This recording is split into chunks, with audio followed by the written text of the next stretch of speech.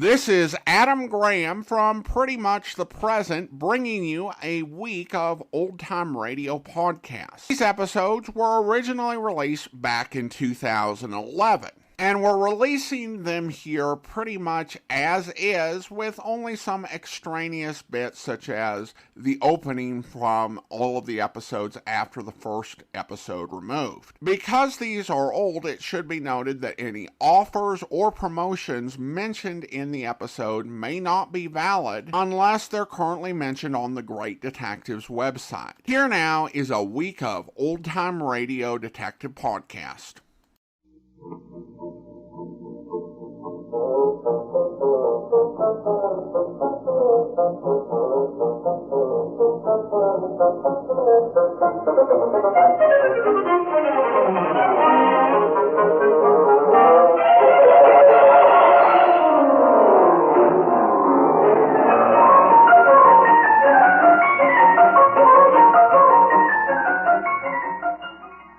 Welcome to the Great Detectives of Old Time Radio. From Boise, Idaho, this is your host, Adam Graham. If you have a comment, email it to me, box13@greatdetectives.net. Give me a call, 208-991-4783, and become one of our friends on Facebook, facebook.com/Radio Detectives. Well, this episode of the Great Detectives of Old Time Radio is brought to you by the fantastic financial support of our listeners. Thank you so much. Well, this week, the Johnny Dollar and Barrie Craig episodes come from the same period. This week's Barrie Craig comes from January 4th of 1953, and Johnny Dollar on Friday is from January 3rd. So here now is today's adventure of Barrie Craig, the Crimson Queen, one of the few to feature a sponsor ad. Bromo Seltzer and NBC bring you William Gargan, starring as Barrie Craig, confidential investigator.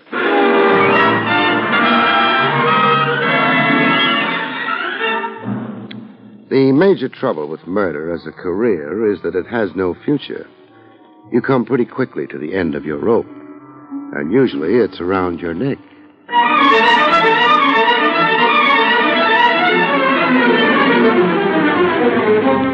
Bromo Seltzer, famous for fast relief of headache and upset stomach, and the National Broadcasting Company present William Gargan in another transcribed drama of mystery and adventure with America's #1 detective, Barrie Craig, confidential investigator. This is Bill Gargan. Before I tell you about tonight's story, which I call The Crimson Queen, here's a word from Bromo Seltzer, famous for fast relief of upset stomach as well as headache. Miss Jordan, report to clinic. Miss Jordan, report to clinic. Miss Jordan. In a recent clinical test, 8 out of 10 nurses reported that for upset stomach, Bromo Seltzer works best. Actually, Bromo Seltzer relieved distress of upset stomach better, more effectively than any of the 5 leading upset stomach remedies which were studied.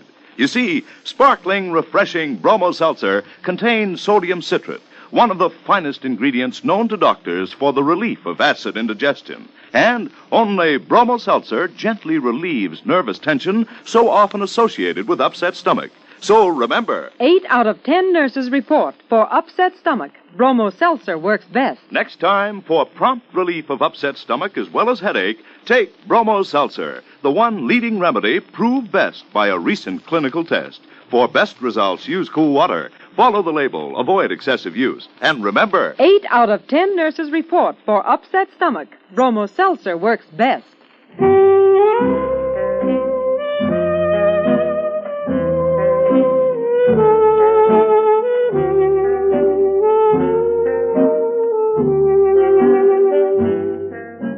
Barrie Craig speaking. Wintertime, and the nights may be longer, but if you're a confidential investigator like I am, this does you very little good. Except that it gets you out of your office that much quicker. But in my case, it generally gets me over to Willie's wagon, which isn't bad. It's warm there, the windows are steamed over. There's a feeling of being protected against the wind and snow and cold. The only trouble is, there's also Willie's food. Craig, Yes, Willie? I ever make cracks about your investigating? No. Then lay off my food. I'd like to. I'm at the cracks. What's the matter with that hamburger you're working on? I don't think it's completely dead. Then drink some coffee. That'll kill it. What'll it do to me? You ain't had a stomach lining for 10 years. What are you worrying about? Touche. Touche. Some days you can't make a nickel. Hey, what do you know? Maybe a cash customer. Hey, there's something wrong with this. Mr. Craig. Yes? My name is Hanson. Peter Hanson. Hey, you better grab a stool. You look... No, never mind. That was at your office. Elevator men told me I might find you here. Jake was right. Want to retain you. Well, that's not hard, but... Want to retain you to find... Yes? My murderer. Hey, he passed out. Yeah. Way out. What? He was holding the front of his coat together with one hand. It's open now. So what? Oh, that's blood. A knife wound. Blood still coming out, which means he was stabbed not very long ago. Something in his other hand. If I can get it out. Yeah. What is it? Part of a chess set. A queen. A crimson queen. Peter Hanson had come to Willie's wagon with a fatal wound in his chest and a crimson queen gripped tightly in his hand. Peter Hanson had come to Willie's wagon to die there and had died. You want I should call the cops? In a minute. They might not like you going through his pockets. Who's going to tell him about it? Okay, but... He was my client. Not for long. Didn't pay you much either. Bargain basement tonight. All right. You can notify the police now. Find anything on him? Just an address. Some days nobody can make a nickel. Hey, you leaving? Yeah. Well, should I tell the cops you were here? Sure. And where shall I tell them you went? Where? Tell them I went looking for a chess game.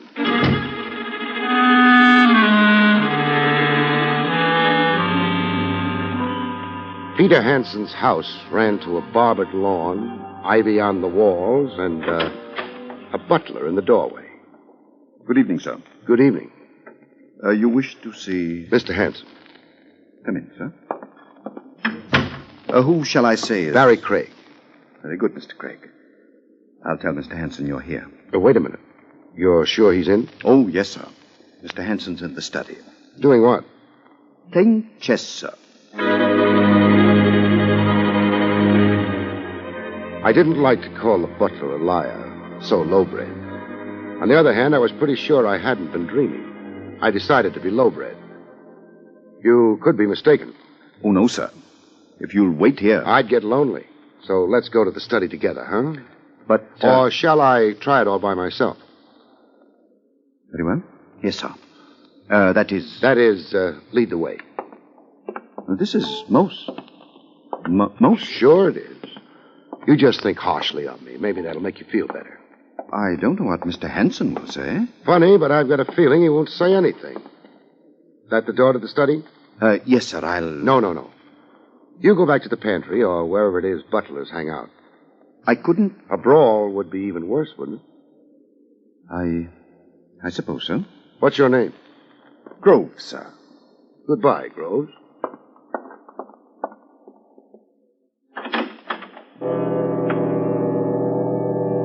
I opened the door of the study and walked in. Nobody noticed me.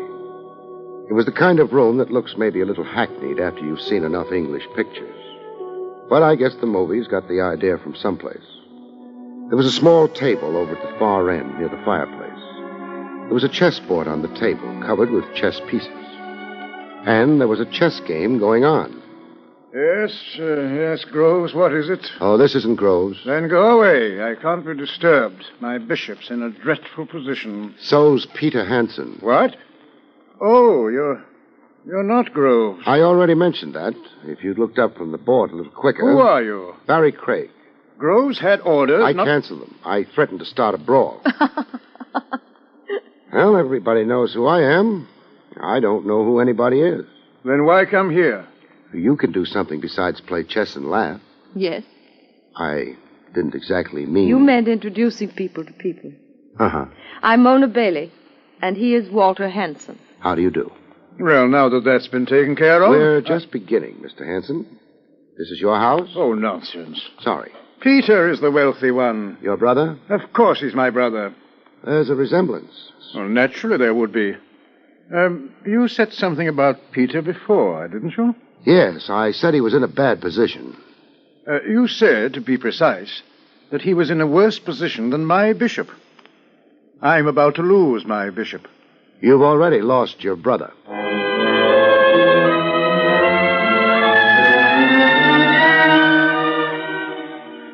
I tried hard to watch both Walter Hanson and the girl when I let that one go. I had some idea about analyzing the expressions on their faces. It didn't work. Walter had no expression, and Mona's face was not the face of a woman you'd expect to find spending a long winter evening playing chess. Apparently your message is of some importance. I'm not quite sure of its meaning. Nothing fancy about it. Your brother's dead. Oh, dear. Wouldn't you like to add a little something to that outburst of wild grief, Miss Bailey? Mrs. Bailey. My mistake. Not a very serious one. My husband's dead. So you turned to chess? I have quite a strong feeling that all this is, this conversation is improper. You may be right. Peter's death is, of course, a great shock. A very great shock. You've said so. But, how did he die? Automobile accident or, Heart failure. Oh?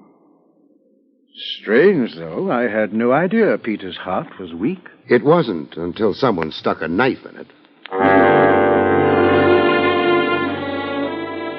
The pair of them were good, very good. All they did was stare politely at me. I might have just told them the fuchsias in the greenhouse were suffering from a spotted blight or maybe mildew. How distressing. Yes. On the other hand, now you're the wealthy brother. Why, yes. Yes, now that you mention it. Oh, but only half as wealthy. Who gets the other half? I do. Peter Hanson left you half his dough because you play such good chess? I was married to his sister's only child. Oh, that's good. Keeps it in the family. Walter over there was in quite a hurry to let me know you had as good a reason as he had for... Murdering Peter? But how could either of us have murdered him? He was alive when he left the house. When? Oh, about an hour ago. And we, Walter and I, have been here ever since. Together? Together. That right, Mr. Hanson? Of course it is. Playing chess? Yes. The number of moves both of you made figures. Your bishop is in a bad position, Mr. Hanson. I know it. But, Mrs. Bailey... Yes? Where's your red queen? Mona Bailey had the red pieces, minus a couple of pawns which were lying at the side of the board. And a red queen, which wasn't anywhere as I could see. But then I already knew where it was. I lost it. Careless of you to go shopping with it. I meant Walter took it.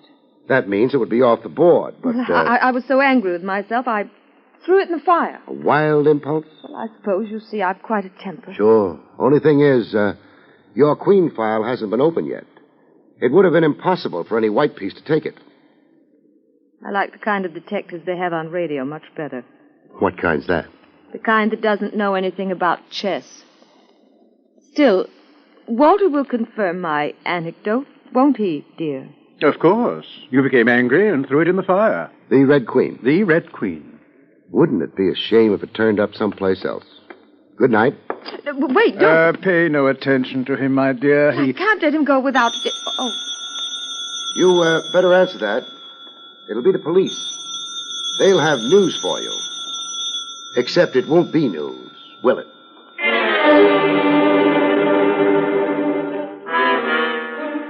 I left the study and went down the hall to the front door. Somewheres behind me, someone was answering a telephone, and someone else was slamming a door. I didn't pay attention. I got to the front door and went through it. The lawn was still as neatly barbered, and the moonlight lay smooth and cold on it. I started across it, and back in the house, somebody opened a window, but not to let some fresh air in.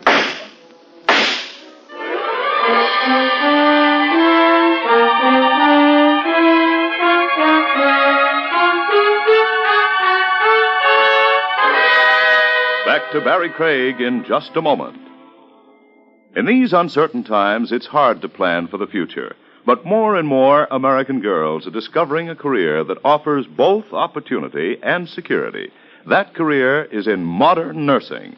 You may have old-fashioned ideas about the profession of nursing, and if you do, you owe it to yourself to find out just what this field offers you today. There are new and greater opportunities in this job now than ever before. Today's student nurse receives a valuable professional education, works with interesting and friendly associations. And when your training is completed, there are jobs waiting with airlines, with the Red Cross, in foreign service, with the armed forces, and in many industries. The demand for nurses is continually increasing. To become a student nurse, you must be a high school graduate or a college student of good health and character. If you can qualify, get full information at the nearest hospital in your community. And now back to William Gargan, starring as Barrie Craig, confidential investigator.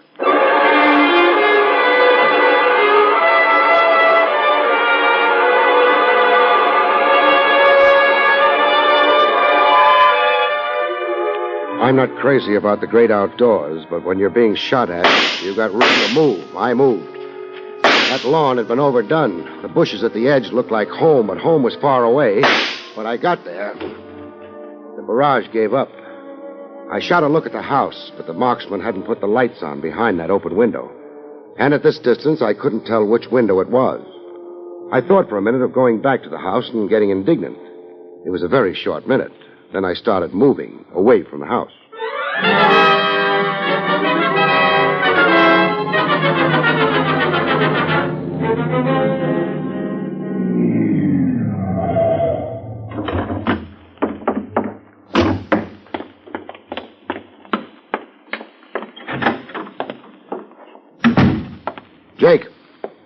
Jake.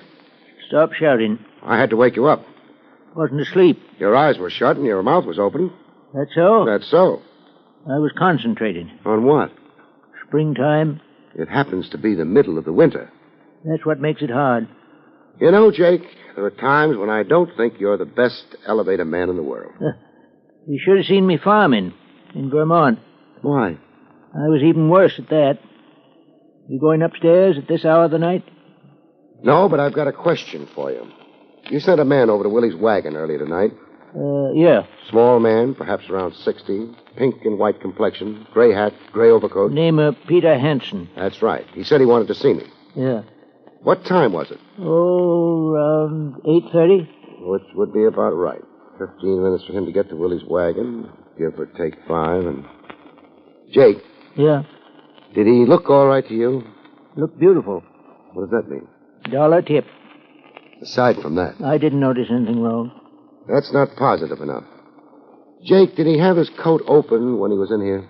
Yeah, he had to. Why? To get at that $1. That's what I wanted to know. It means he was stabbed on his way from here to the wagon, not before. Does, huh? Has to be that way. This fella stabbed bad? Bad as you can be. Jake, did he mention why he wanted to see me? No. Reason's obvious enough by now. Good night, Jake. Good night. Well, Mr. Craig, you ain't going up? I'm going home, I think. Getting old? No more than usual. Why? I'm getting old more than usual, but I still wouldn't go home. What would you do? I'd go up to my office. There's someone up in the office? Yeah. Got here a couple of minutes before you did. Did he mention his name? She didn't. She? What did she look like? Springtime. Mona Bailey. Oh, that what they're calling it this year? Thanks, Jake. You ain't using the elevator? No, the stairs. You need exercise? I need to make sure she doesn't know I'm on my way. I could be wrong, but she might be here to finish an unfinished job. 3 flights aren't a lot to climb, but they took me longer than you'd think. Of course, Mona Bailey might not have been the marksman behind the open window, but the odds weren't too good. And when someone has decided you make a lovely target, you need all the odds there are, even if she reminds a night elevator man of springtime. I pushed the door open, but didn't use the doorway, not for a couple of seconds. Nothing happened. I called myself a coward and walked through the doorway. Mona Bailey had whirled in the chair as I came through the doorway, and she wasn't holding a chess piece in her hand. Hello. Mr. Craig. Please don't call all this a coincidence. Oh, it isn't. Thanks. That gun in your hand might be a mistake, though. Not really. You see, I didn't know who'd be coming through that door. And now that you know? I'll put the gun away. In the pocket of your coat. Well, a girl never knows when she might need a gun. As, for example, at 8:30 this evening? Is that when Peter Hansen was killed? Roughly. Weren't you watching the time? You're being unkind. Are you always unkind? Call it self-defense. What did you want here? I might have wanted to see you again. So soon? We weren't alone the last time we met. We weren't close enough then for me to notice your perfume. And now you've noticed it. I'll remember it when I get to be as old as Jake. Well, that's too long to wait. I'll wait. Until you tell me why you searched the office. You didn't get a chance to close a couple of the desk drawers. You might have left them open. I might have, but I didn't. Good night, Mr. Craig. You're jumping cues. There's more conversation coming. Noticing those desk drawers, Mr. Craig, while I was close to you, is insulting. Call it an occupational disease. What were you looking for? A red queen? I told you I threw it in the fire. Peter Hansen's right hand wasn't singed. Singed? As it would have been had he pulled the queen he was holding when he died out of the fire. Oh. I don't have it. By now the police do. You try your story on them, they won't bother tying up loose ends. They'll arrest me? What do you think? What should I do? You were playing chess with Peter Hansen. Say at 8. Then what? He said he had an appointment and left. So Walter took his place at the board. And played with you? Yes. Without a queen? Still no good. Peter Hansen left. Where was Walter Hansen at the time? In his room, I guess. And he didn't join you till when? Nearly 9. Therefore, he can't alibi you. No. After I walked out of the Hansen house before, what did you do?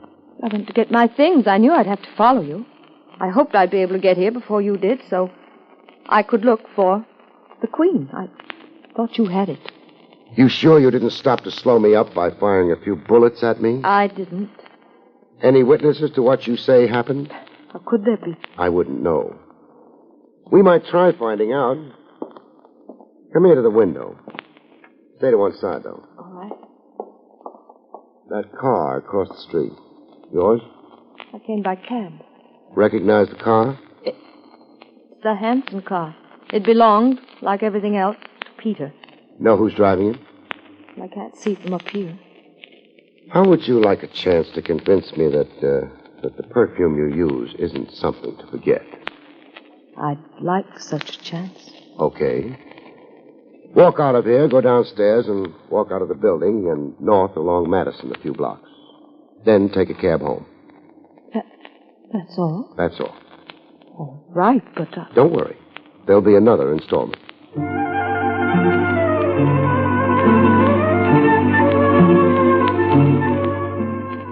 She used the elevator, I used the stairs.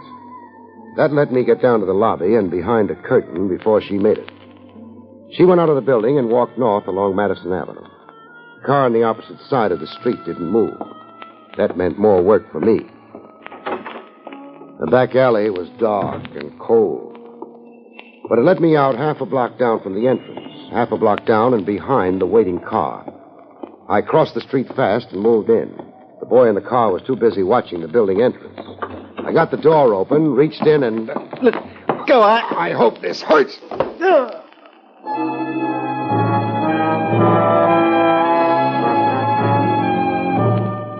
He lost interest for a while.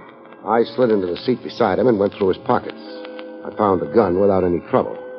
It was still faintly warm. I broke the gun and found 2 bullets left.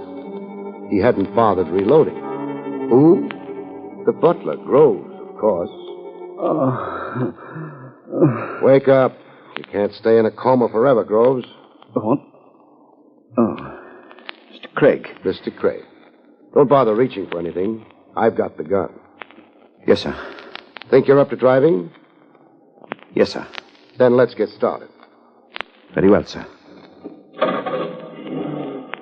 To the police, sir? Don't rush things.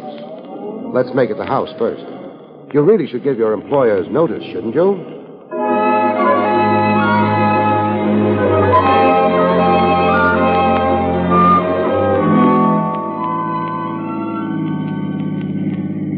Groves. Yes, sir?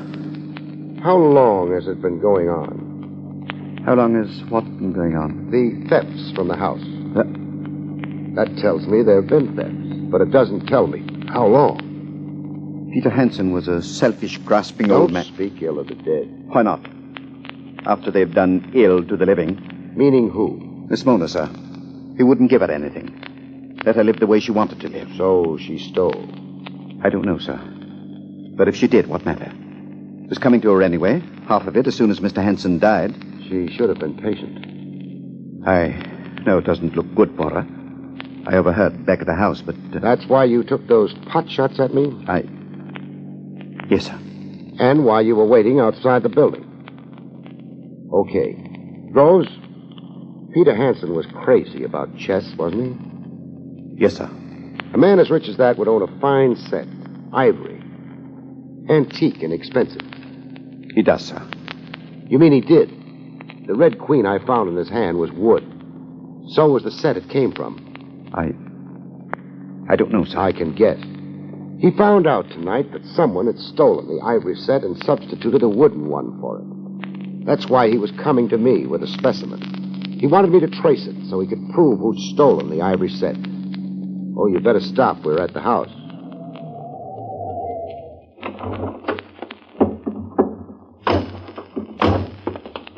Don't bother knocking. It'll be the study. Yeah, but this time you come in with me. Yes, sir.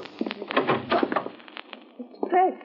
Groves, what? He didn't have a chance to use up the last 2 bullets, Mrs. Bailey. What last 2 bullets? What's going on? Groves tried to murder me, Mr. Hansen. He did? Dreadful, but why? He's afraid I might pin the killing of Peter Hansen on Mrs. Bailey. Oh, really? But she couldn't have killed him, could she? Are you asking me? Well, you seem to know. Well, how about that alibi you handed her? Well, I didn't want any unpleasantness, but, well, if you have other evidence, have you? I have.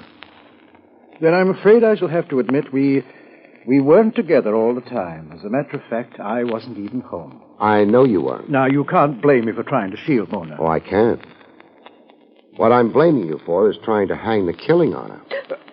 Hang the killing on her? Why, you're mad. Why would I do that? You might object to being electrocuted. It's unpleasant. Electrocuted? For what? The murder of your brother. Now, don't move.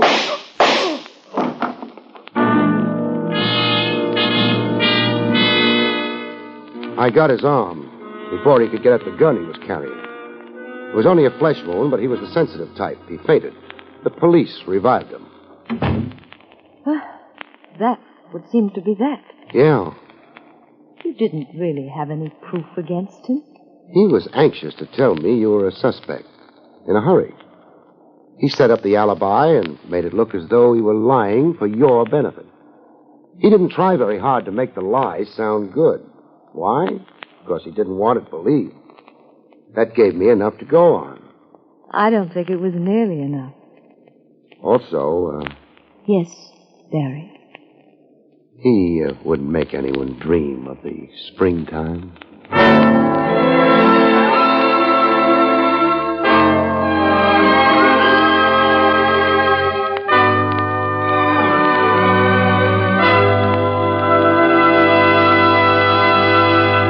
You've been listening to William Gargan in another exciting transcribed mystery drama from the adventures of Barrie Craig, confidential investigator.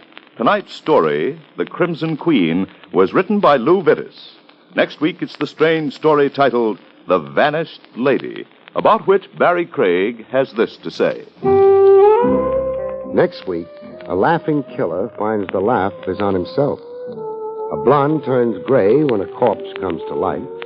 And a gunsmith finds that shooting off his mouth can be fatal. Good night, folks. See you next week.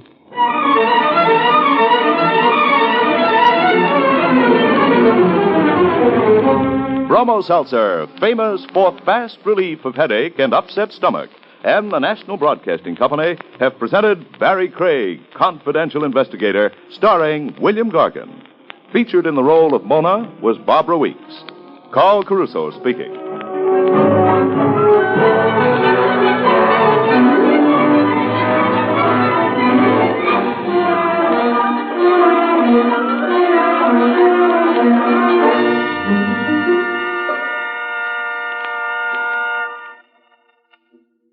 There's more to a child in an iron lung than meets the eye. Beside her is American sympathy. And these are the days that sympathy becomes action as All America joins the 1953 March of Dimes. Your dimes and dollars sent to your local March of Dimes headquarters today promise all prisoners of polio a brighter tomorrow. This is NBC, the National Broadcasting Company.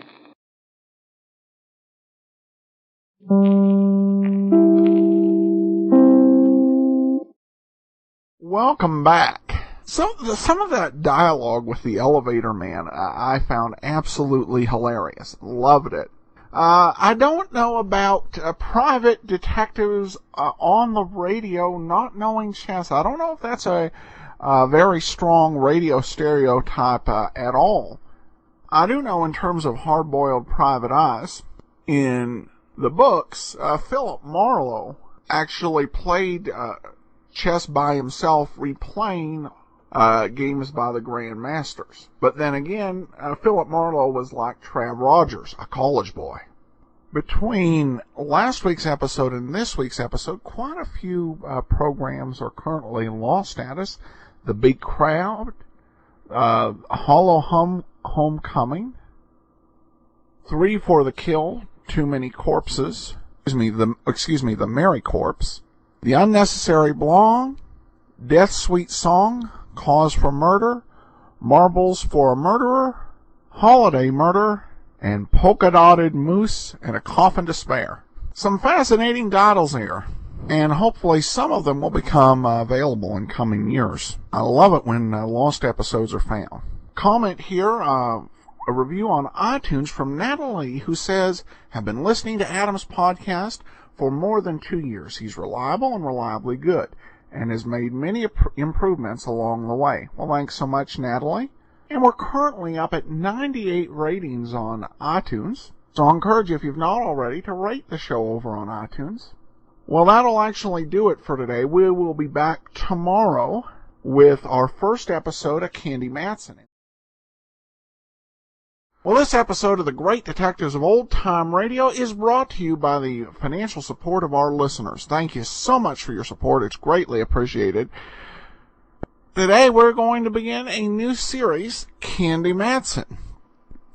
The series was officially known when it was airing as Candy Matson, Yukon 28209. Though, in the 2 pilot episodes, there's a different phone number used. Candy Matson began airing in 1949, which is key to remember. The audition we're going to hear today was recorded a couple months after Pat Novak for Hire debuted over ABC. Like Candy Matson, Pat Novak began as a San Francisco-based program recorded in San Francisco, and then went national in 1949. Clearly, private detective shows, there was some promise in that, and so in San Francisco, another private detective show was going to air. And it was written by Monty Masters, who had written some other of the San Francisco-based programming such as The Mad Masters, Spotlight Playhouse, and Ready for Brady.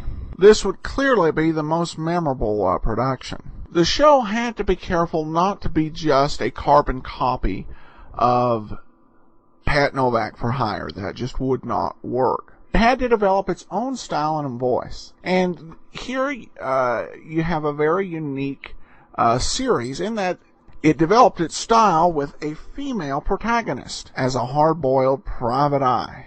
And while there had been many programs scattered throughout the golden age of radio that featured a female lead, none was ever quite like Candy Matson. The show was recorded in San Francisco and was as San Franciscan as Rice-A-Roni or the Golden Gate Bridge. It focused on real locations, real streets, and it included San Francisco celebrities as part of the program. The program certainly stands out from its many competitors, but it was not trying to be groundbreaking in the sense that many television series both have tried and continue to be. Rather, throughout its run, it remained a show that was quirkily entertaining and never took itself too seriously. I enjoy it, and I hope you will as well. So for the next 14 weeks, we're going to listen to Candy Matson, and we're going to start out with the first Audition, and they work out a few kinks we'll see when we play next week's show. But this was recorded on April the 4th of 1949. It is the Donna Dunham case. Let's go ahead and we'll take a listen. Hello, Candy Matson. I understand you've been hired to find out who knocked off Donna Dunham. Abrupt and right to the point. That's my business, old man who talks like a ghost. Take care of your health, little lady. Donna Dunham is dead. Let her stay like that. You take care of your Q's and I'll shell my P's, understood? Not quite. Listen to this. Oh, goody, goody. Bullets now delivered by phone. Thanks for the slug. I'll have it identified later. Maybe you'll be identified later. Remember what I said, Candy Matson. Forget about Donna Dunham.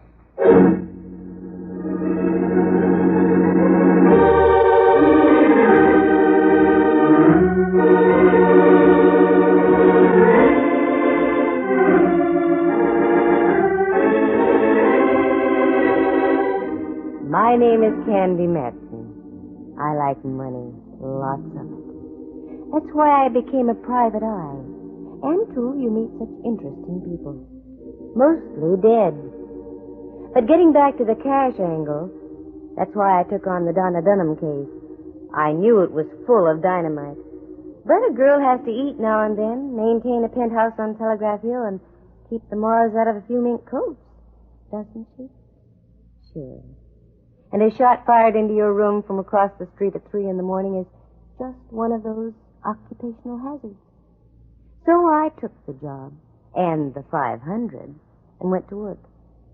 Like to hear how the whole thing started? Well, leave us proceed to Act 1.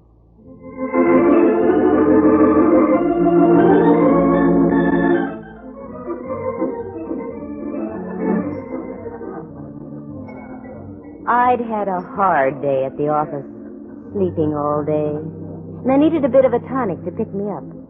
So the natural thing to do was to ground loop into the marigold room and see what could be done. As I sank down onto one of the padded stools, the dispenser approached. Make it a martini, my good man, very dry. So dry it comes out like a blotter. Look, lady, nothing would give me more pleasure, but I can't serve you here unless you have an escort. What?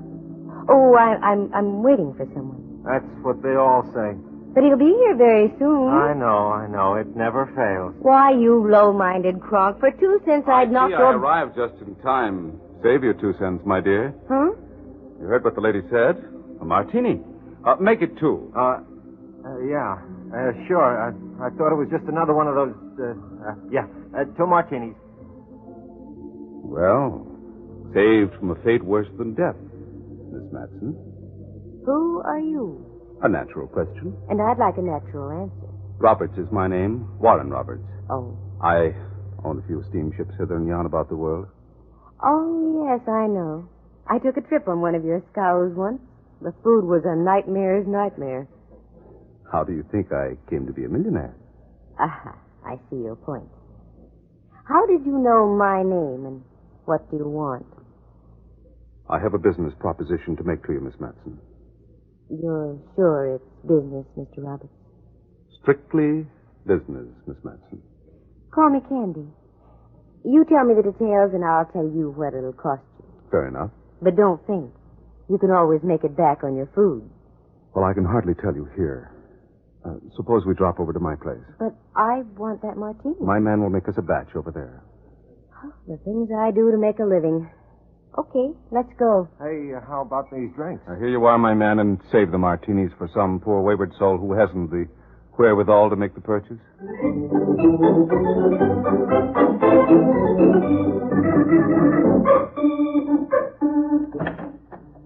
Oh, good evening, Mr. Roberts. I didn't know you were expecting company so soon after... Take Miss Matson's things, Montgomery, and bring us some martinis. They're all made, sir. Good. Let's go into the drawing room, shall we? Mm-hmm. Modest little mousetrap, isn't it? And I'll bet it's had a good path beaten to its door, too. Quite a sense of humor you have, Candy. Well, it helps now and then. Here, sit down here. That's it. I can't quite see you. It's like being behind a retaining wall. Oh, well, I'll just listen. What's the topic of conversation? A young lady named Donna Durham. Uh-huh, the female element. What is your connection? Well, it's strictly that of a patron. Oh?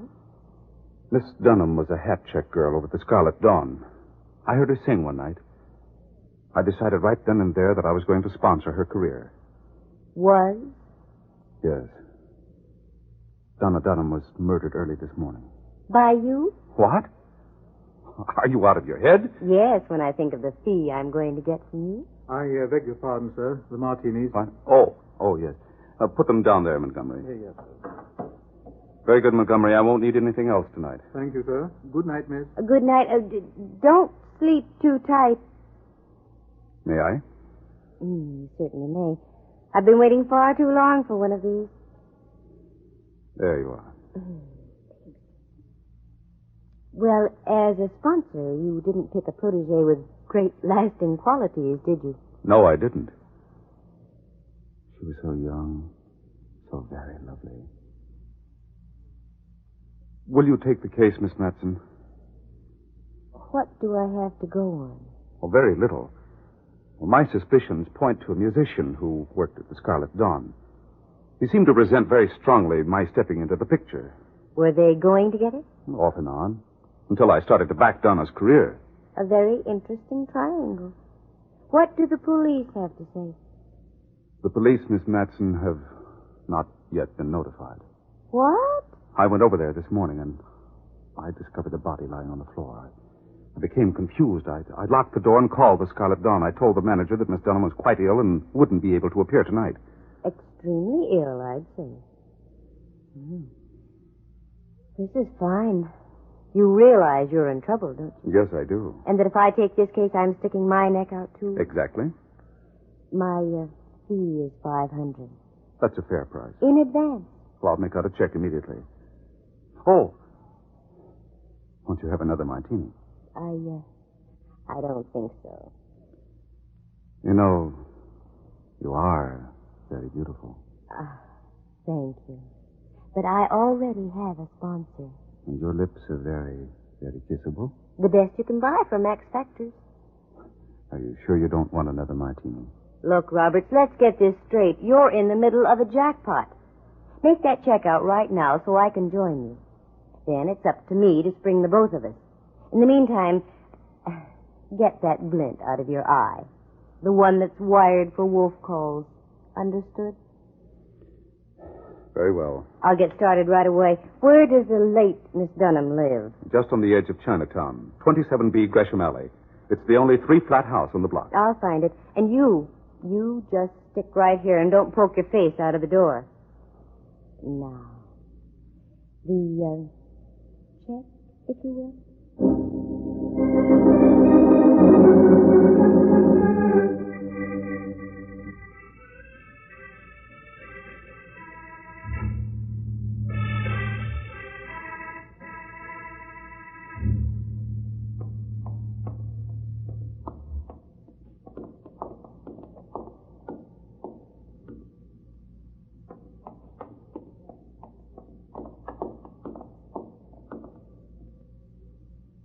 Now listen, you, if you think you're going to get... Well, send me back to the last line in the chorus if it isn't old Hawkshaw himself. Yeah, that's right. Hiya, Candy. Now, how you ever got to be a police detective, I'll never know. I heard you trailing me for the last 2 blocks. Maybe I wanted you to hear me. What are you doing over in Chinatown, Candy? I like tomato chow yuck. Uh-huh. Something up? Not with you around, there isn't. Look, Candy, just a little word of caution. We're laying for you. Oh. The chief isn't very happy about you busting up that Newton case last month. Somebody had to. The score was still tied in the 27th inning. Stop gagging, Candy. What are you doing around here? You don't like tomato chow yuck that much. Well, maybe that Oriental music sends me. By the way, where's the Scarlet Dawn, Mallard? Huh? Right down there on the corner. Come on. I'll buy you a double Mickey. No, thanks. I just had one. And listen, Candy, take a tip. Don't interfere with the work of the police. Don't worry about me, Mallard. And you take a tip, too. Next time you trail somebody, get yourself a pair of tennis shoes.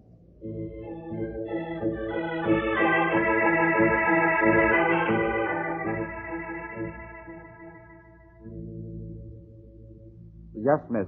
You like a table? No, thanks. No. Something I can do? Oh, yes, I'm a friend of Donna Dunham's. She wanted me to come over and tell you that she's feeling better. She'll be back at work tomorrow night. Well, that's good. Business at the hot chick stand no good without her. Yeah. Yes, she's a great girl. By the way, I don't see her boyfriend tonight. Boyfriend? You know, the fellow who plays in the band. Oh, Donnie Andrini. No, he got night off. Oh, too bad. She wanted me to tell him, too. Yep, too bad. Oh, maybe you'll find him at the Lotus Hotel. He lived there. Oh, sure. The Lotus. Yes, I'll check there, and thank you very much.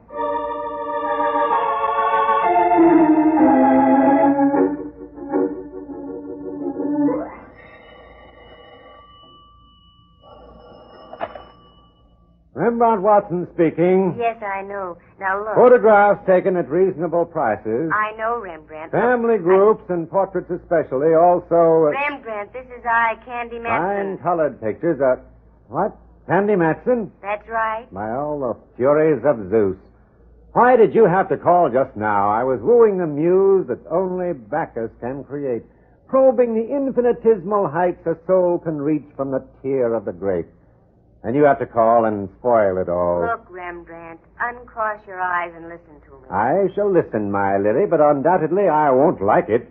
What skullduggery are you up to now? I'm knee-deep in something that smells as high as the Oakland mudflats. A towering comparison. What is it? I can't tell you now, but I want you to do me a favor. Get your finest camera and go over to 27B Gresham Alley. Get inside and take all the pictures you can of the place. Won't I be intruding? No. There's a very attractive young lady there. How delightful. She's dead. How dull. I dislike intensely one-sided conversations. All right. What do I do then? Go back to your place and get me some prints as fast as you can. I go, but not willingly. Only for you would I forsake the mood I have achieved through prodigious application. Bully for you, laddie buck. I'll see you at your place in about an hour.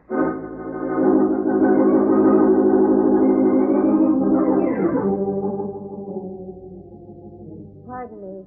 Are you the night clerk? I ain't sitting bull. Yes, we have no rooms. I'm not here for a room. Oh? Well, maybe there's something I can do for you. Yes. Could you tell me if Mr. Danny Andrini is in? No, he isn't. As a matter of fact, I haven't seen him all day. Yes, I know. There's a reason.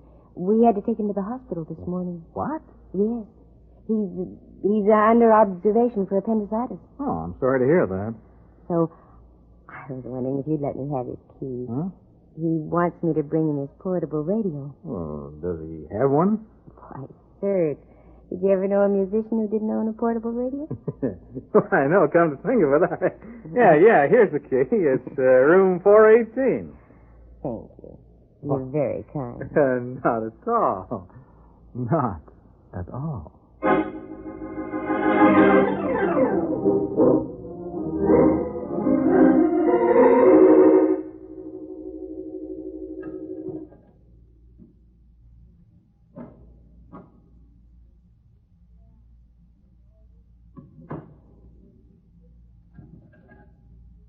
All right, Candy Matson, start making like a private eye. Letters. Yes, over here. Promising. A whole pile of. Well, let's try this one.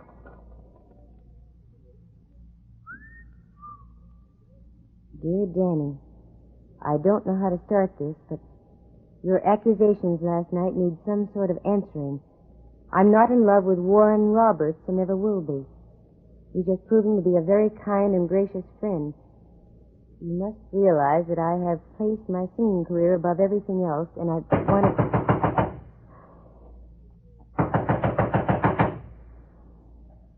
Well, leaders confront the issue, Candy.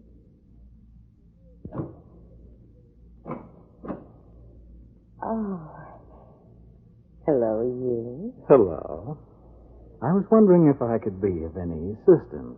Oh, no, it seems Mr. Andrini is out of his head. Oh. I mean, he doesn't seem to have a portable radio. Oh. I'll just be on my way. Oh, now what's the rush? You don't have to leave right away. Wouldn't you like a drink or something? No, not right now. I am pressed for time. Oh. I tell you what, though. Huh. I'll be back later. How's that? Sure. Fine. When? Let's make it next Whitsuntide, huh? Goodbye.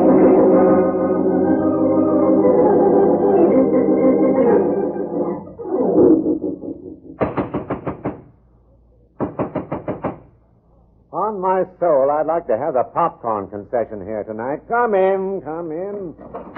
Rembrandt, you're a double-crosser. I, a double-crosser? My Yes. dear, you're mistaken. Oh?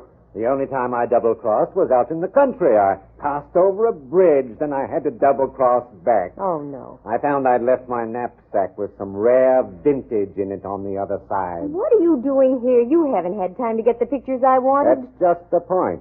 To elucidate, I arrived at 27B Gresham Alley and found it to be a most loathsome location. That's beside the point. What happened? I couldn't get in. Oh, Rembrandt, I've done you a grave injustice. Of course you couldn't get in. Warren Roberts has the key. Who's this minion Roberts? I'll tell you later. We've got to work fast. Mallard sniffed something in the wrong key, and the police will be in on the deal before long. Mallard, the gumshoe? That's right. I've just got to get pictures of the layout so I can study them. In my own fumbling fashion, Candy, my love, I have given birth to an idea. Even from you, Rembrandt, I'll take it. I'm grabbing at straws. Straws. Very effective with tall, cool pollen. Never mind now. What's your idea? Let us hie ourselves to a locksmith. Present ourselves as man and wife, and a peasant will make us a key. Voila! Entree to the Meadery's apartment. No, Rembrandt, that'll never work. Oh, wait a minute. 3 flats to the house. I used to live in just that kind of a house out on Fulton Street when I was a kid. A nauseating thought. Rembrandt, those flats are identical. If we can get into the flat above, we can get what we want. I think I fathom your reasoning, Candy.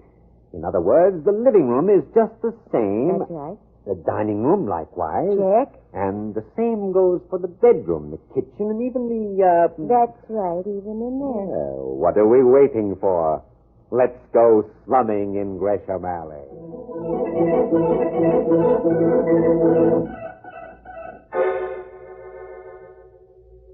Go ahead, Rembrandt. Ring the bell. Always I must do the labor. Oh, pooh. Well, I hope we don't disturb the dead in the middle flat. You won't. From what I hear, she was done in sort of permanently. Oh, appears there's no one at home. Come on, Candy. Let's return and see what Bacchus has to offer. Oh, wait. Thought I heard something. There, you see? Got all your flash bulbs? As they say in the old country, if I lost my marbles, open the door. Beauty before age, my dear. Thank you, Randy. Kind of dark in here. It's a peculiar aroma. Definitely smacks of the Far East. Yes. Something you folks wanted? How Walk up, Candy. It's your cue. Why, yes, may we come up? What do you want? Well, we're with a magazine, The House Lovely. We want to take a few photographs of your place. At this hour? The working press is never shackled by the hands on a clock, sir. Sounds phony to me, but come on up. What do you want to take pictures of this beat-up joint for? Well, you see, it's comparison. The old and the new. We've already taken pictures of a flat similar to this, only it's been remodeled.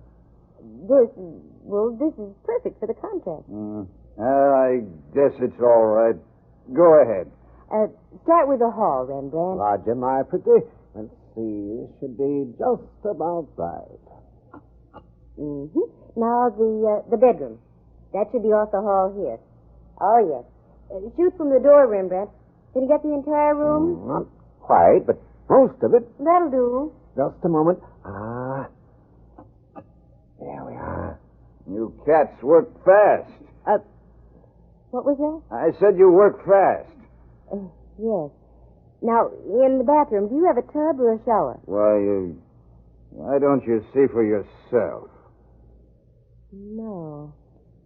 On second thought, I think that's about all we need. But Candy, you said that we Come along, Rembrandt. And thank you very much. That's okay. And don't slam the door. The lady downstairs is sound asleep.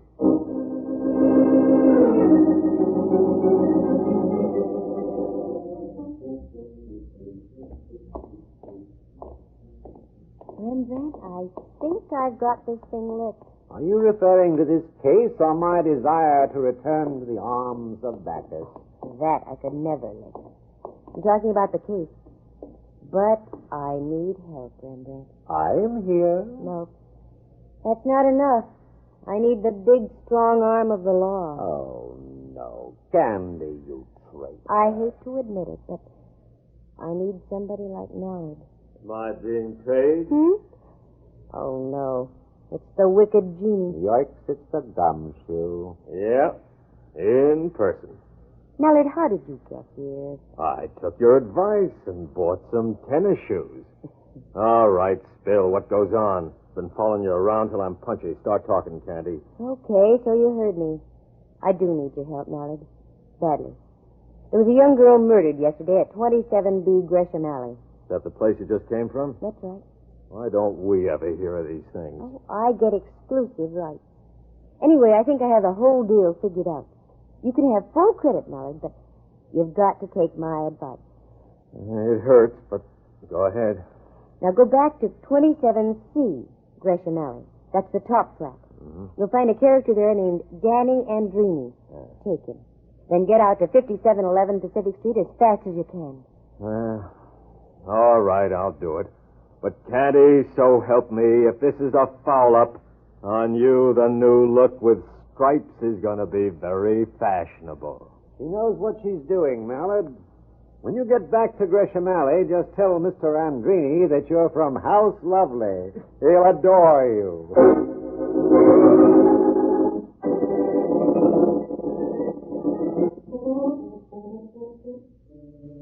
This is it, Rembrandt. I just hope my man Montgomery hasn't retired as yet. What are we doing out here on Pacific, Candy? This is out of our league. All of a sudden, I've become socially conscious. Come on, Montgomery, answer the door. Right on cue. I beg your pardon. Did you ring? No, Montgomery. We crossed the moat and used a battering ram. I'm sorry, young lady. Mr. Roberts doesn't wish to be disturbed. Look, Montgomery, remember me? I was here earlier this evening. Mr. Roberts and I had a martini together. Martinis? Well, it was worth a safari out here after all. Oh, I'm sorry, miss. I didn't recognize you at first. Yes, do come in, won't you? The light dawned. If you'll just wait in the drawing room, miss, I'll inform Mr. Roberts of your presence. Thank you very much, Montgomery. I used to know a chap like that in the British Army. By continual groveling and studied abjectedness, he worked his way up to the rank of a private.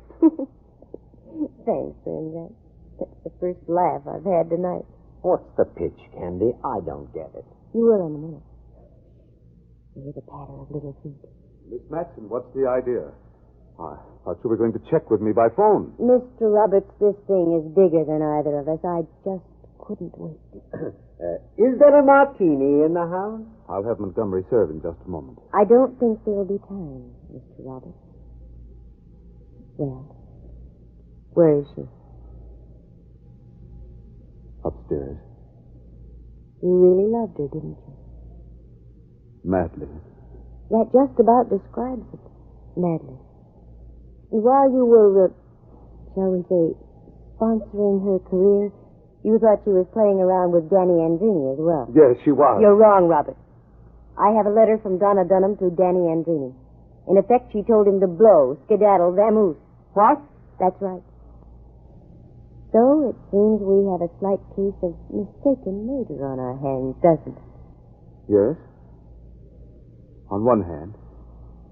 On the other, I have two in mind that will be deliberate. You asked for it, Miss Matson. Too bad you had to bring your friend along. I wouldn't if I were you, Robert. A Strider has a pistol. I thought you said he served martinis. This isn't exactly a social moment.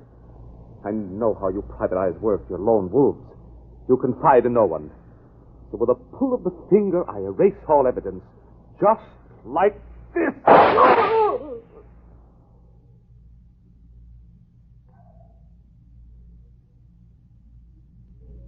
He's dead.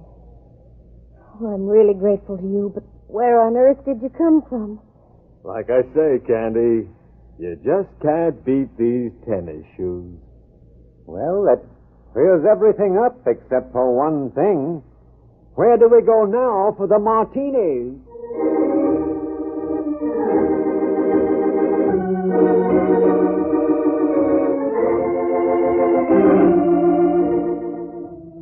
And that's how it happened. My phone rings and I'm into the darndest messes you ever heard of. Sure, Roberts killed her. He was jealous. And I knew I was on the right track when Rembrandt said the apartment above Donna Dunham's smelled like the Far East. It was tobacco odor, the same Turkish aroma I had smelled in Robert's home out on Pacific Street. Danny Andrini? Well, he was waiting for Roberts to return. He was going to kill him.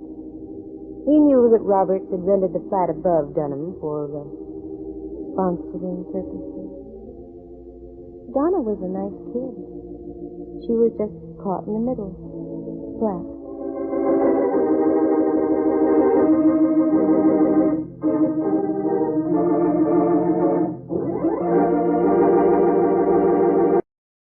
Welcome back. Well, we can kind of see the Novakian influence here in a couple of instances. First is obviously the tough-talking line of patter from Candy, as well as her sidekick being a bit of an alcoholic. This element would actually disappear when the show went to air date. The character of Rembrandt Watson would develop in an entirely different direction. It will be interesting to hear next week how they go ahead and fine-tune this series. Well, now we turn to listener comments and feedback. Joel comments, I guess in preparation for the show, love that you included a woman detective, and really enjoy your comments as well as the great shows. Thank you for all your efforts. Actually, thinking of Joel's comment, may have been in regards to the episode we played of Columbia Workshop a week and a half ago. Well, thanks so much for all your comments. We will be back on Wednesday with Let George Do It, and join us again next Tuesday for another episode of Candy Matson. Well, today's episode is brought to you by the wonderful support of our great listeners. Thank you so much for all your financial support. Well, today it's another episode of Let George Do It. This one is called The Golden Lizard. Enjoy. Personal notice. Changes my stock and trade. If the job's too tough for you to handle, you got a job for me, George Valentine. Write full details.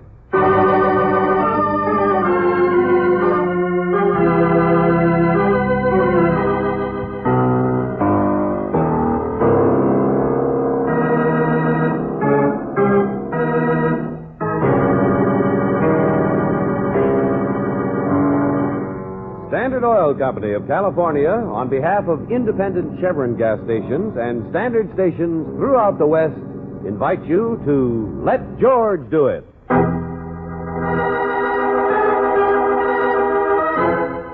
The Golden Lizard, a transcribed adventure of George Valentine.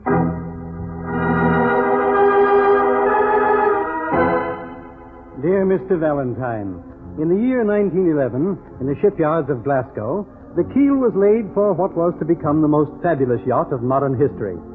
It has been converted and reconverted, each time more luxuriously. It has carried princes of India and emigres of Paris. It has flown every flag and sailed every sea, and its deck has been washed by everything from champagne to the blood of a noble suicide.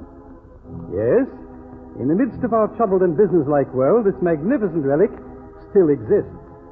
And like a true internationalist, though its registry is Nice, its present location is somewhere at anchor, off a small exclusive resort near Acapulco, Mexico.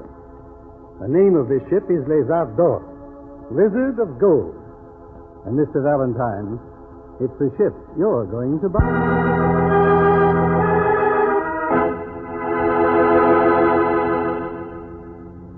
Mr. Valentine, my letterhead told you I'm a yacht broker. I buy and sell ships. It's my idea that the Lizard of Gold could be made over into a cruise ship for one of the lines. I see. You understand you won't actually purchase it for me, but you'll investigate the price, its availability. You'll get my bid in first. But why me, Mr. Murray? And never mind the double talk. What kind of trouble are you expecting? If I knew the answer to that, I wouldn't... Well, danger is your business, not mine. You see, Mr. Valentine, through social connections, I received information that the boat might be up for sale soon. So I'm one jump ahead of my competitors already. And I'm also one jump behind. Go on. There's a South American firm, not really a recognized company, but, well, I hear that an employee of theirs has been seen at the Hotel Cavalier recently. A young marine engineer, Enrico. Rather a playboy, to put it politely. Put it another way. At the mildest, not quite honest. Slick, tough. But if all Enrico's there for is to put in his company's bid for the boat... There's so much profit at stake, they might try anything. And they might try it on you. Yes, that's their system, to see that theirs is the only bid. Yeah. Nice, simple job. Push an expert like Enrico out of the way. But, Valentine, I can't do it myself. I'm too well known. Any man in my company would be spotted a mile away. For your information, this is no boy-sized deal. At present prices, the yacht's worth well over $2 million. Okay. My job is to size up the situation for you without losing my own health. I just want to know who's on it now. Who owns this floating palace? That's a little easier. 2 people. Just 2 people in all that luxury. An Argentine millionaire and his wife. Argentine? Or Chilean, or Romanian, or Turkish. It's not important. The international set. Relics of another age. Just like the ship. What's the matter? No more millions? No more millions. I'm told it's definitely his last yacht. His last yacht? I suppose he's owned everything in his time. But times change. It's either give up his little floating kingdom, his beautiful golden lizard, or give up his imported caviar. What a heart-searching decision. Yeah, just the kind of decision that could make a guy real unhappy. Oh, no. I'm sure you can help him make the right decision, Mr. Valentine. The Signore Bolivar de Lombroso. He would have bet on the horses in the Trojan War. He'd have fiddled while Rome burned. But it's his own funeral now, and I'm sure he knows he's half dead already. Half dead? Yes. The Signore Bolivar de Lombroso. Okay, Mr. Murray. I just hope he's the only one who gets that way.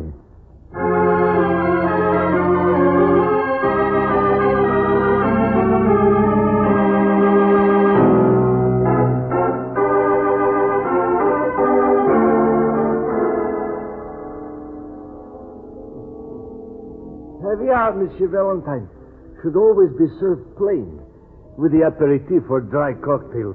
This use of chopped eggs, even blini, it's barbarous. Yeah, I'm sure, Signore Di Barbarous. Rosso. What did I say that? You know, this yacht of yours is even more impressive than I expected. Panels in the salon here are rosewood, aren't they? It's a hard name, Di Lombroso. It's Italian, from my mother, the Countess. Poppy, Bolivar. Call me anything, that's what I meant. Huh? She only had one eye. Loved the opera, though, and used a monocle. Your mother? Oh, I say, served with coconut, it's not bad. Grated the coconut. Oh. What, my mother? Oh, good heavens, no. She hated this stuff. Hated? Oh, caviar. Yes. Oh, here, of course, that's rosewood, ma'am. Can't you tell? Who's the young giant working on it? That panel, oh, yes, lovely. Name is Paul. I love beautiful things, Mr. Valentine. The music, too. That's why we anchor just off the hotel every tea time. Their music, like women. I was quite slender once. I just came into my wealth in Paris, but so ignorant. Oh, well. Yeah. Well, now look, about selling the boat, about business. That panel, of course, you asked. I didn't answer. Paul is his name. Finest woodworker in the world, aren't you, Paul? If you say so, signore. I had him flown here especially from Denmark.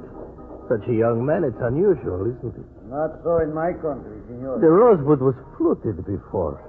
An effect abominable. Excuse me, signor. What's that? Oh, Pierre? No, go away. But the souffle. The chef says Paul's hammering. It will make it fall. The noise of his bolts and the big range. The chef says if Paul could only work in the other compartment. Be quiet. Go away. He's got to finish. I can't have those flutes staring at me, can I? You tell the chef he will die if the souffle falls. That rosewood is a thing of beauty, I tell you. Oh. I brought you your medicine, Poppy. 5 o'clock. Oh, thank you, my dear. Yes, leave us. Tell the chef. Oui, signor.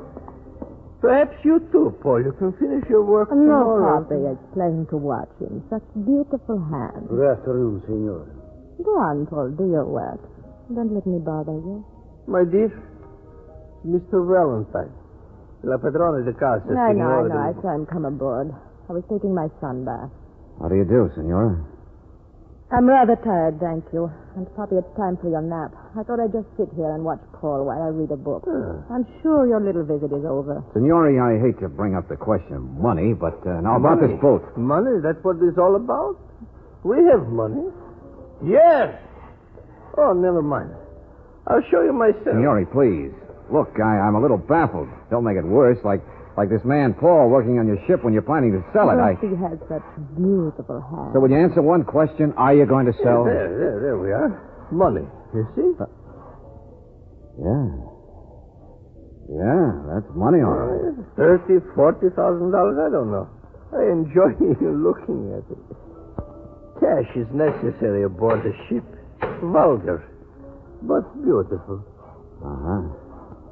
You've answered the question. You never had any intention of selling the boat. I'm here on a bum stick. Oh, to sell my ship would be to sell my kingdom, my chef, my whole existence. There is nothing I would not do to keep my beautiful golden Lisa. I would sooner sell my wife. You understand it's a joke, Mr. Valentine. Yeah, sure. I understand a lot of things. Like I suppose there wasn't anybody else here to try and buy it either. An engineer from South America, a guy named Enrico. What about Enrico? Well, there was such a guy, huh? And you turned him down, too. Enrico? He didn't wish to buy the boat. He was just a young man with beautiful shoulders. Isn't that so, my dear? Poppy, please. But it's not important anyways. Enrico's dead.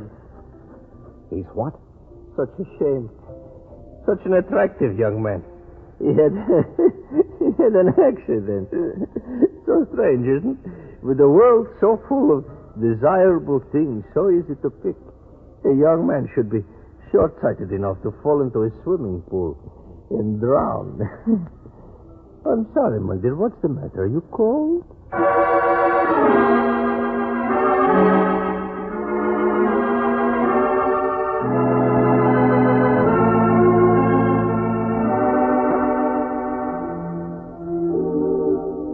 Maybe that was Enrico's money that they showed you. No, Brooksy, no. The South American wasn't here to buy the ship at all.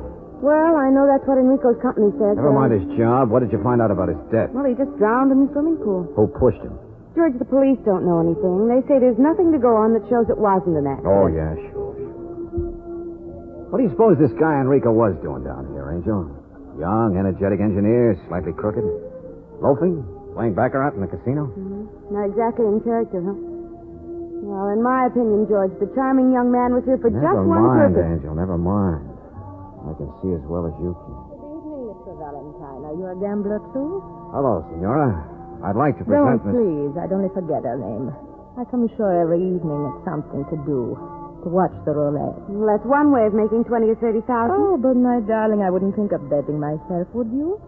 I just like to watch. It's so much more relaxing. That sleepy-eyed blonde. I don't even get it. Who is she? What's her name? She's gorgeous. Huh? The golden-haired one, her name. Well, I doubt if she's your type, friend. With the ermine. Yes, it's she. She'd look better if she didn't drag it on the floor. Signora Dell'Ambrosa, is it? I beg your pardon. No offense. I beg both your pardons. Excuse me. Another conquest, that's all. She attracts them like flies. I've seen that man before. I know I have his picture. A trench coat isn't exactly the right costume for this place. Come on, George. Let's do a little watching ourselves. Oh, Mr. Valentine. Oh, and this must be Miss Brooks. Charming. Yes, charming. You're very fortunate. A man should never let go of a beautiful thing. He should guard it, cherish it. You're here for the roulette, senor? What's that? Oh, no. It's like my first time at the shore. Abominable place, abominable. For the rum, that's all. The what? My wife, she's someplace here to amuse her, I suppose. Rum, I said, Mr. Valentine. A neo rum for the Crepe Suzette. Oh, not for your wife. Cubano style from the Vedado Club in Havana. I'm on my way back aboard now to cook it myself. You see? Their wine steward sold me the rum. What's the matter? You looking for someone? No. They've gone out now What anyway. a pity. Well, adieu again. George, he's crazy like a fox. Didn't you watch his eyes? They're practically buried. He knows everything that goes on, I'll bet you. Everything.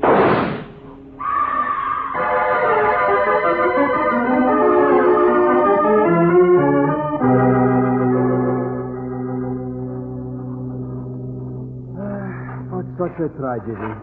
The last week my casino is open. All right, take it easy, Buster. Who is it? What happened? It's right here in the garden, sir. My doorman insists no one saw it, and she saw no one else. Yeah, but... Oh.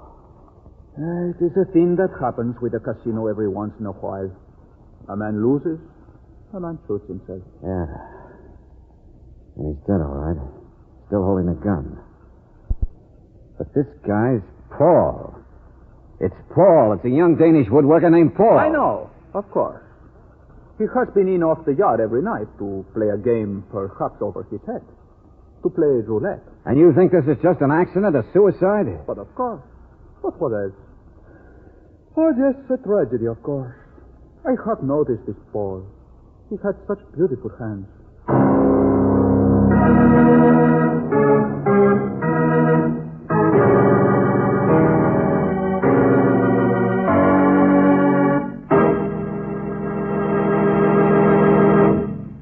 We'll return to tonight's adventure of George Valentine in just a moment. For a motoring vacation, what could be better than having that new car feeling over every carefree mile? And what could be worse than a car that drags on hills and delays whole lines of traffic? When a car does act badly, it's often the fault of gum that's robbing the engine's power. It's the gum that comes from the impurities found in most raw gasoline. Only way to get rid of those impurities is to refine them out. And Chevron Supreme is the gasoline that's super refined to get rid of impurities and prevent power-robbing gum. Just try a tank full of Chevron Supreme. You'll get and keep that new car feeling. Faster starting, faster pickup in traffic, extra power on steep hills. Ask for super refined Chevron Supreme wherever your vacation takes you in the West. Ask for it at independent Chevron gas stations and standard stations, where they say and mean, we take better care of your car.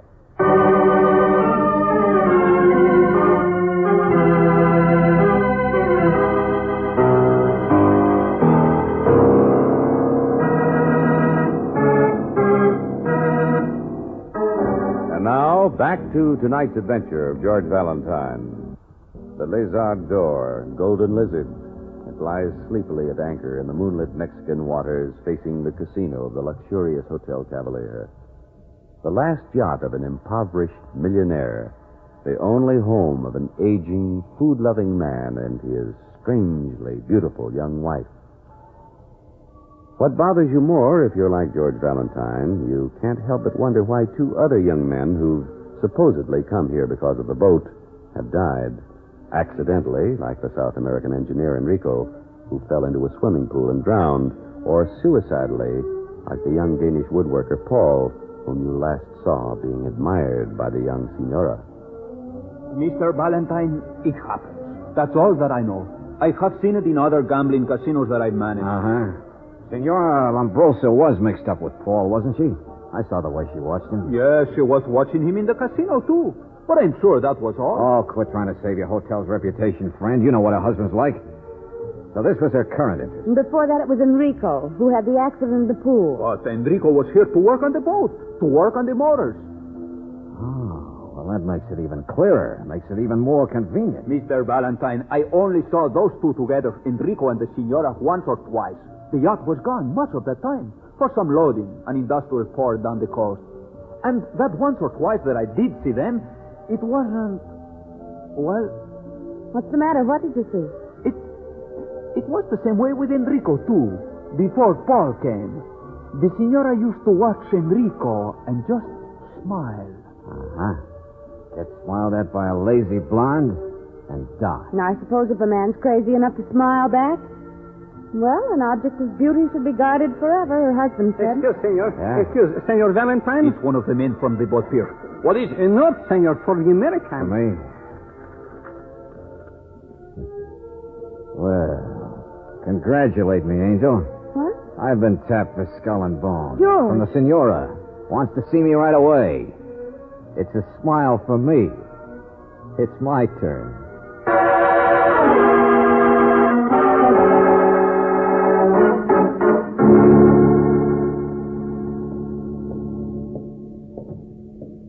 Signora? Mr. Valentine? Oh, thought you wrote me from out on the yacht. Oh, no, I've been waiting for a small boat. They're all busy. Oh, I see what you mean. What's going... And who is this, Signora? Hey, wait a minute. If you please. He's an American. Get that flashlight out of my face. What are you trying to do? What? Official, Signor. Your partner. Good night. Police? Government something, I don't know. They've been looking for someone. They've been out on my yacht. Yeah? Someone like who? An older man, a scar, they say, with a trench coat. Oh, yeah. I remember him. It's a troubled world, I suppose, but it's not important. Isn't it? I last saw the man chasing after you. Can I help that? Maybe. Maybe he gives me an idea. Only I thought he might be slated for next man on your list. My list? I'm not nearly that well organized. The list that Enrico and Paul had been on. What's the matter, Senor? Are you cold? I remember you shivered the first time your husband mentioned Enrico's name. Death makes anyone shiver, doesn't it? You come aboard ship with me. Lady, I don't like spider webs. In my right mind, I wouldn't. Life is so full of emptiness, Mr. Valentine. We're going on another long voyage soon. To Barrie. Yeah? Tell me more. I'll help you get the yacht. I'll tell you everything I know about him, about Enrico and Paul. But only you'll help me. Oh, so that's it. You're not as lazy as you look. You figure it's about time to dive off the sinking ship? Hold very still while I slap your face. Okay, lady, I'm coming with you. For my own reasons. But let's understand one thing. What's that? That I'm not armed. That I'm not going out there to kill your husband for you. So don't get your hopes up.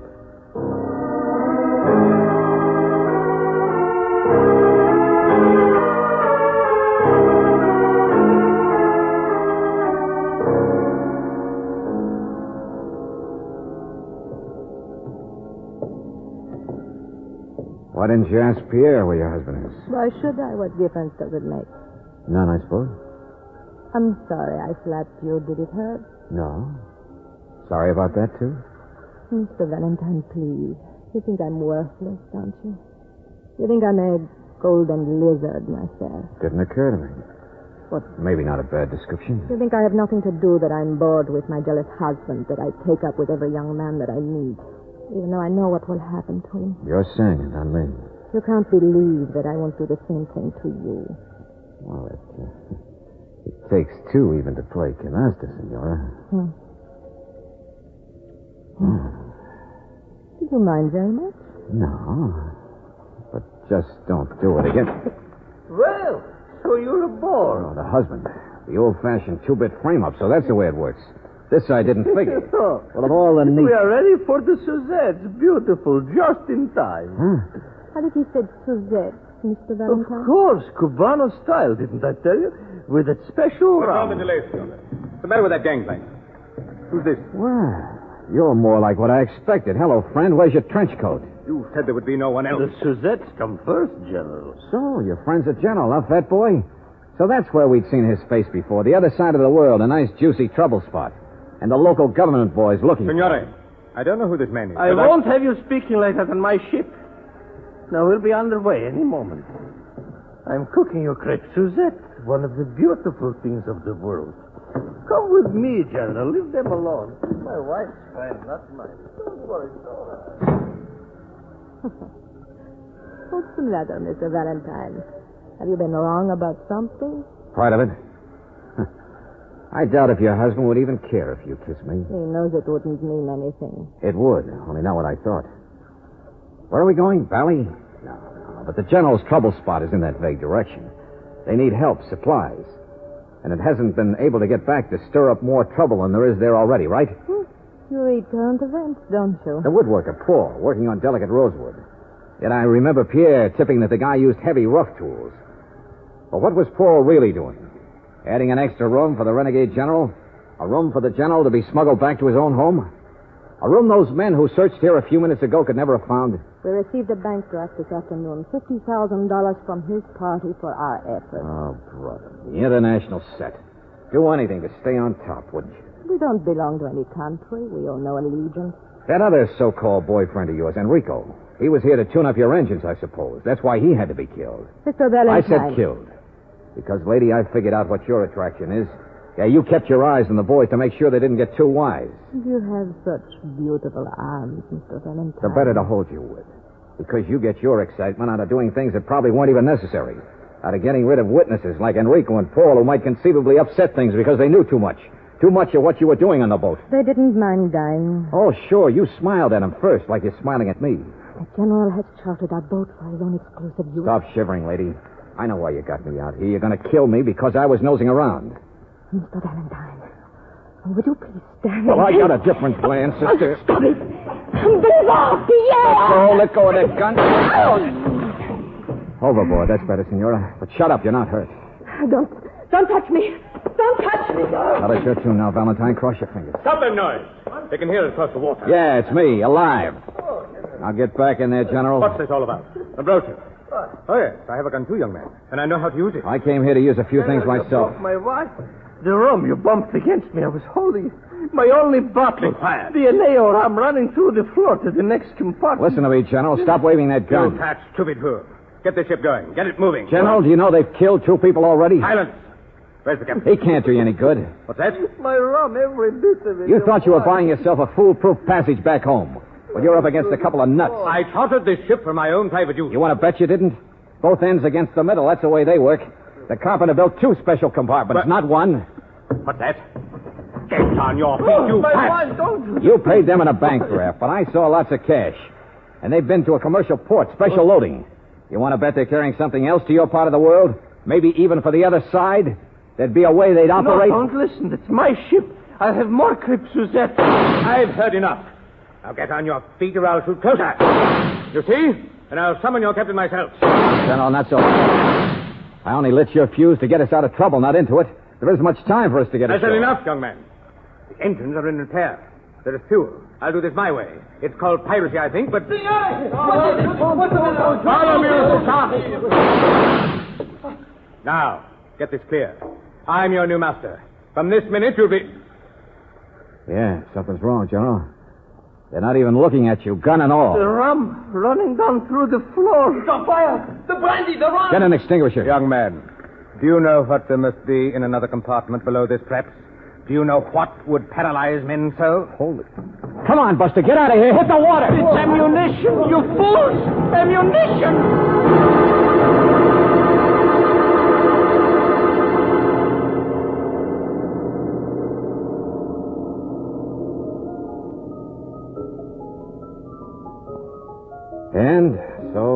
your boat, Mr. Murray? About 3/4 of a mile out. And only 5 or 6 fathoms down. Mm-hmm. Along with some of my eyebrows and hair. Even his shirt was burned off. He was already in the water, but... What happened to the General, Valentine? Oh, same as me. Same as most of the crew. We were overboard before it actually went up. I guess the General's back being a political refugee under surveillance. There'll be less trouble over there without him. A good many people will be thanking you, Valentine. But the Senora, we don't know. But We just don't know about neither one of them. we know they didn't get ashore, so I guess. 6 fathoms. Yeah. You can verify when you salvage the wreckage, Mr. Murray. I'm not so sure we will. Raise it, I mean. Maybe not worth it. Maybe not the kind of a ship people would, well... You think it's out of date, too? All the selfishness of a private kingdom, a luxury yacht that never gave them any happiness.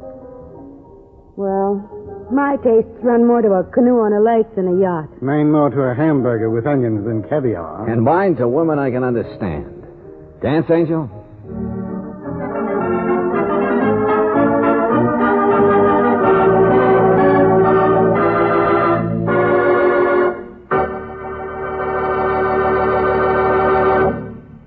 Even in hot summer weather, you can usually find a way to keep cool. But it's different for the tires on your car. They have to roll mile after mile over blistering hot pavements, the greatest threat to tire life. Best thing to do is to drive on new Atlas Grip-Safe tires. Thanks to plenty of shoulder ventilators, Atlas tires run cooler at all driving speeds. And the use of cold rubber in the tread gives greater resistance to wear, longer mileage. To back up this claim, you get a double warranty with each new Atlas passenger tire against tire damage from any road hazard for a full year and against any defects in workmanship and material for the life of the tire. And this double warranty is honored by 38,000 Atlas dealers from coast to coast, many of them open 24 hours a day. Ask about Atlas tires tomorrow. Ask at your standard station or independent Chevron gas station where they say and mean, we take better care of your car.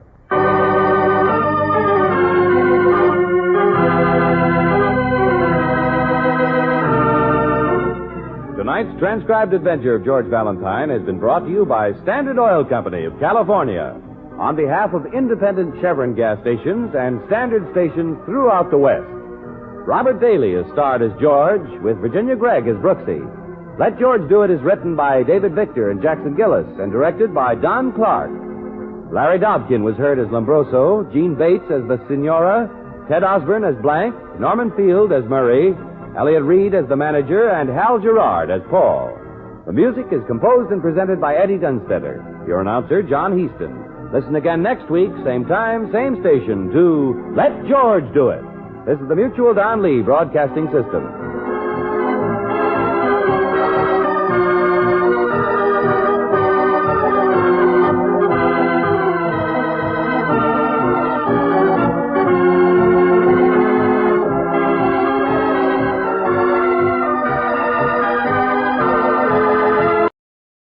Welcome back. Well, George Valentine heads south of the border again. If you recall, just 2 weeks back, in Island in the Desert, the action took place at a border town. And one thing I do have to appreciate about the show is how it uses the southwest proximity with Mexico to come up with some pretty interesting stories. In addition to the 2 stories we've seen actually set in Mexico during the past year, there was also The Floaters, which we played, I think, about 4 or 5 months ago, and it was from the start of the 1950 season and was set along the Mexican border.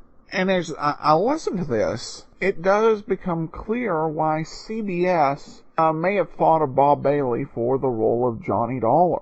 Because George Valentine, while more the traditional private detective, really is a freelance operator, not tied to his home city, and regularly takes his troubleshooting skills to new towns and new environments. So definitely made him a fitting choice. Well, we'll find out next week where George Valentine is off to next, when we once again let George do it.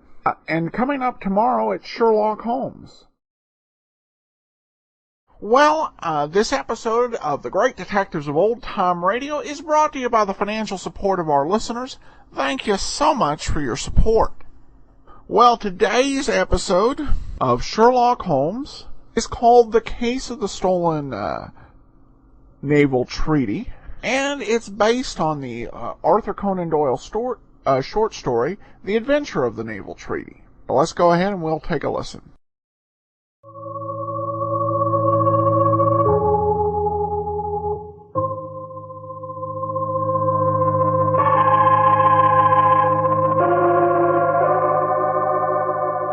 From New York, the makers of Clippercraft Clothes for Men and 924 leading retail stores from coast to coast present the world's most famous detective, Sherlock Holmes.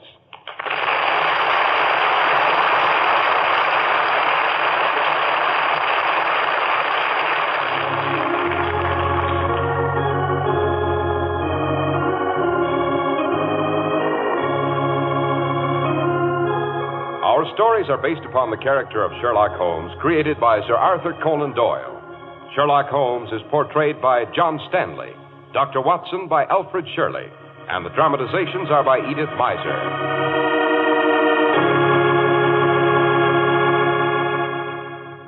Tonight, the stars are frosty bright. No wind, no clouds, just clean, clear cold. Feels good to be sitting in front of your cozy fire, Dr. Watson, with our feet stretched out on the fender. Now, don't get too comfortable, Mr. Harris, because tonight I'm going to tell you about one of Sherlock Holmes' most important cases. The case of the stolen naval treaty. A naval treaty, Doctor? A highly explosive document. Explosive? Yes, it threatened to blow the peace of Europe into bits. And did it? Now, really, Mr. Harris, you mustn't get ahead of the story. And let's not forget your part in the program. Right, Dr. Watson. And my part in the program is really a very simple one. My job is to tell our listeners the great big idea behind Clippercraft Clothes. It's just this: to bring you the finest values in clothes in America at the friendly local store you can trust. Now, naturally, this is not easy. It takes real planning.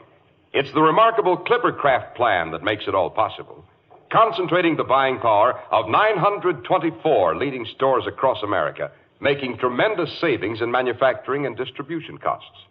You've a treat in store for you if you've never seen Clippercraft clothes. Beautiful Clippercraft suits that look like twice as much money and wear like it, too, are only $40 and $43.75. Top coats and overcoats are only $40, and sport jackets only $25. They're so amazingly fine that we urge you to compare them with clothes selling for many dollars more.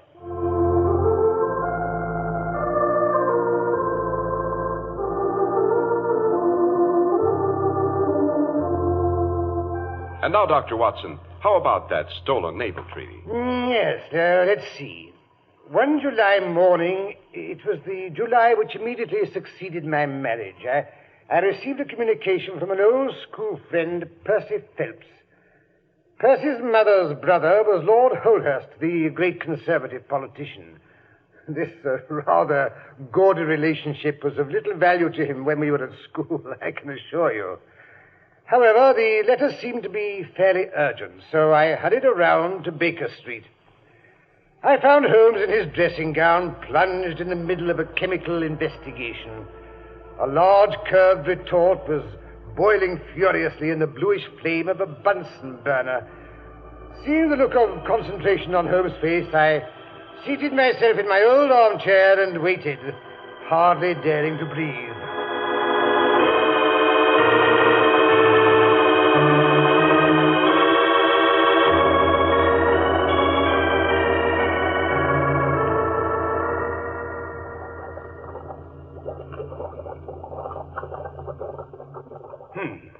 Most enlightening.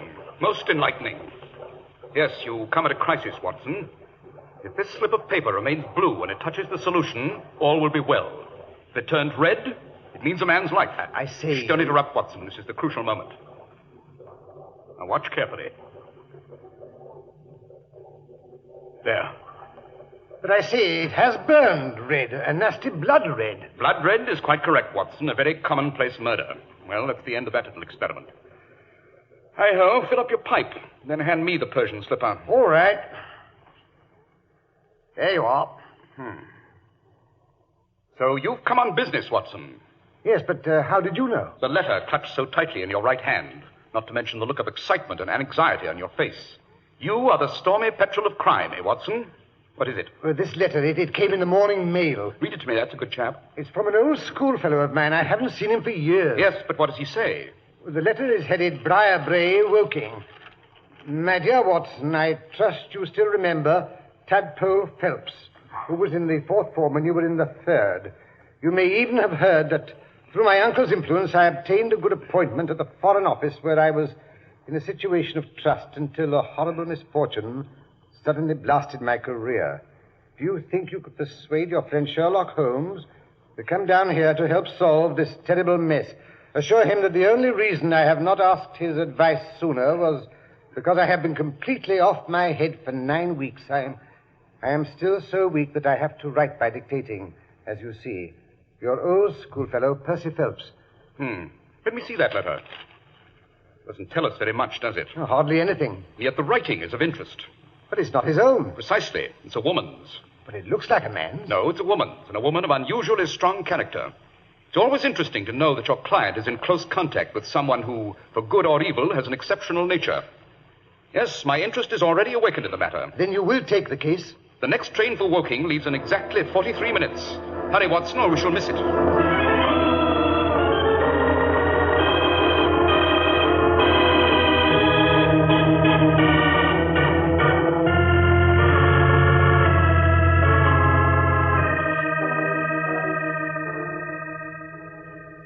If you'll step in here, gentlemen, I'll find out if Mr. Phelps can see you.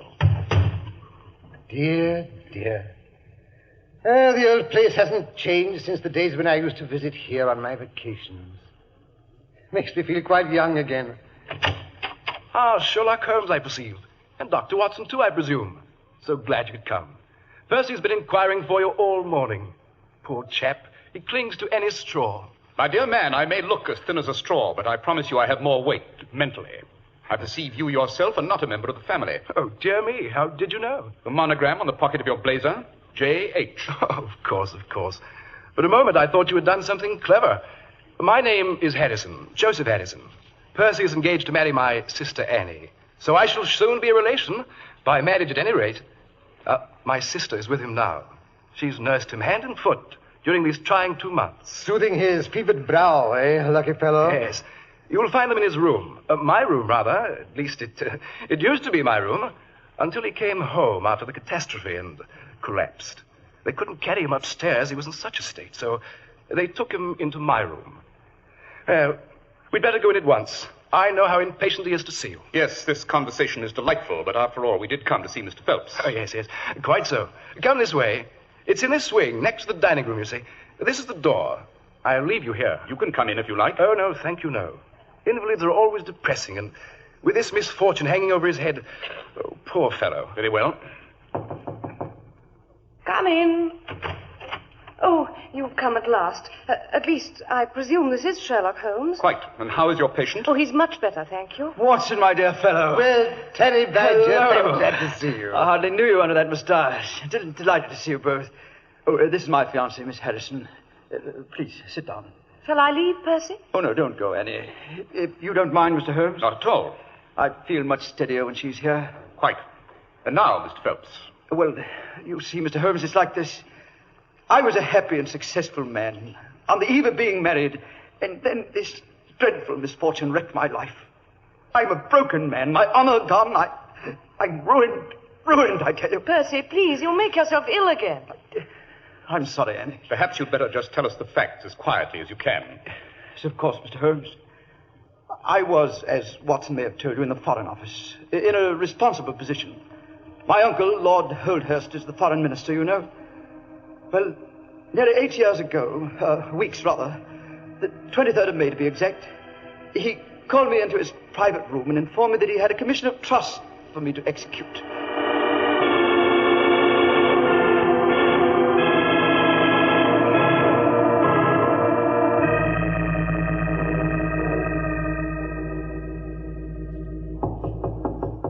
Come in. Come in. Oh, it's you, Percy. Anyone out there in the hall? No, sir. Good.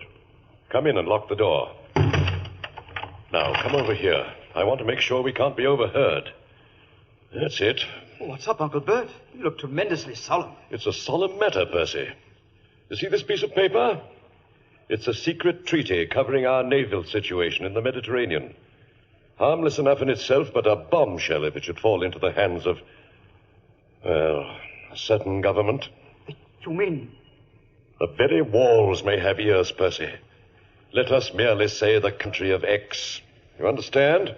I understand. I want you to make a copy of it. I must have a complete copy by tomorrow morning. You may have to work on it the better part of the night. Oh, that's all right, sir. Joseph and his brother, you know, is going to stop by for me.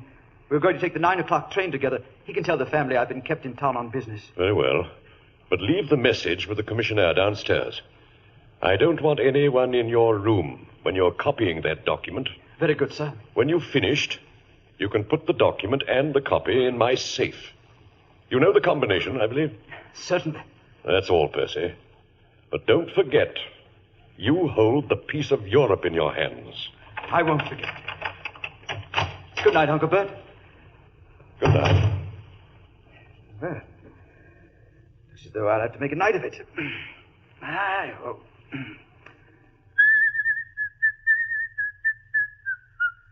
Well, hello, Donna. You still here? Yes, sir. I had some details to clear up, so I thought you'd want me to stay. Oh, that's all right, Goro. You can finish tomorrow. Yes, sir. Are you sure you won't need me? No, thanks.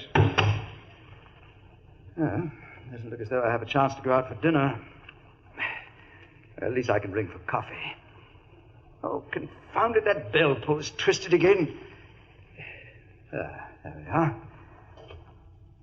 Rain's coming down harder than ever. Nice, jolly little evening this is. You're sure there's nothing I can do, Mr. Phelps? Good Lord, no, Goro. Run along. Good night, sir. Good night, Goro.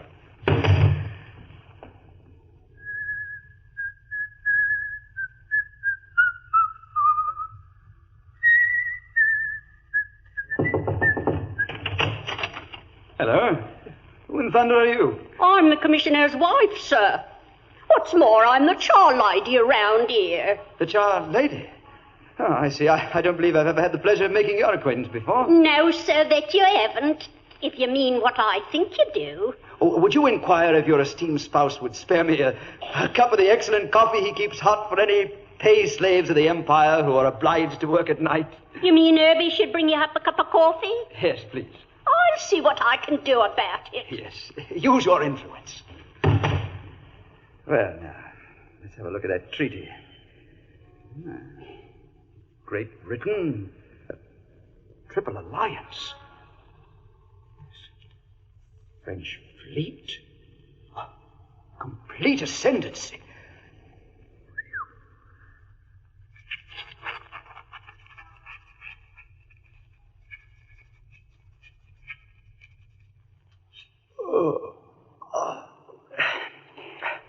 It's no use. I'm too drowsy. I think I'd better have a cup of coffee. Herbert! I say, Herbert, coffee! Oh, confound the fellow. Do I have to go all the way downstairs? Herbert!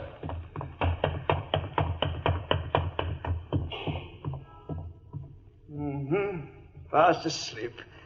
Hey, Herbert, wake up. Hello. Oh, it's you, Mr. Phelps. Yes. I came down to see if my coffee was ready. But I think the front doorbell just rang. Bell? Yes, sir. But if you was here, who rang that bell? What bell? I told you it was the... It's the bell of the room you was working in, sir. Great thunder, my bell? But there's no one up there. A treaty. Oh, good heavens, I left it on the table. Quick, Herbert, we've got to get up there. Something terrible is happening. What? Oh, no, don't run so fast. Pray God, it's not too late. Oh, wait, I'll open the door. Stand back, Herbert. They may be armed. I've got my army revolver. What? There's no one here. What? Look, the treaty. The treaty's gone. Oh, who could have taken it? No one's been in the front way tonight, sir. And there was no one in the rooms but yourself. My wife says so. Then he must have come up the stairs from the side door and slipped out that way, too. Get after him, Herbert, quickly. It may not be too late. Hurry, man, hurry! Don't you go out, sir. You'll be soaked to the skin.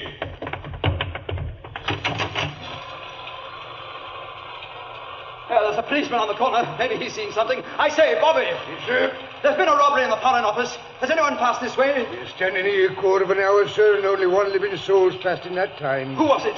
A tall old lady in a paisley shawl. She seemed in a hurry. Well, that was my wife. Which way did she go? You're just wasting your time, sir, and every minute is of importance. Yes, all right. We'll go back and phone Scotland Yard. Oh, this is terrible, Herbert, terrible. We're ruined. Never you mind, sir. You'll lose your post, perhaps, but they can't do nothing so dreadful to you. It's not myself I'm thinking of. It's England.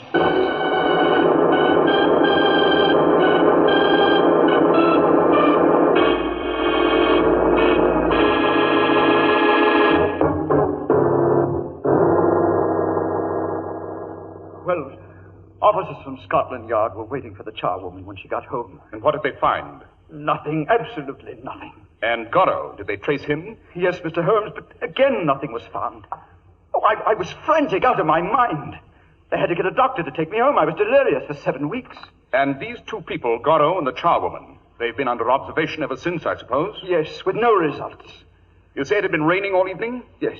But you found no traces of any kind in the room? No footprints, I mean? Absolutely none. Not even those of the charwoman's muddy boots? How do you explain that? Well, the charwomen are in the habit of taking off their boots and wearing just carpet slippers. No footprints, eh? That's enlightening. Must have come in a cab and got away that way, too. That explains the policeman's not seeing him. Now then, Mr. Phelps, could anyone have been concealed in the room or in the corridor? Impossible. There was no cover of any kind. Windows?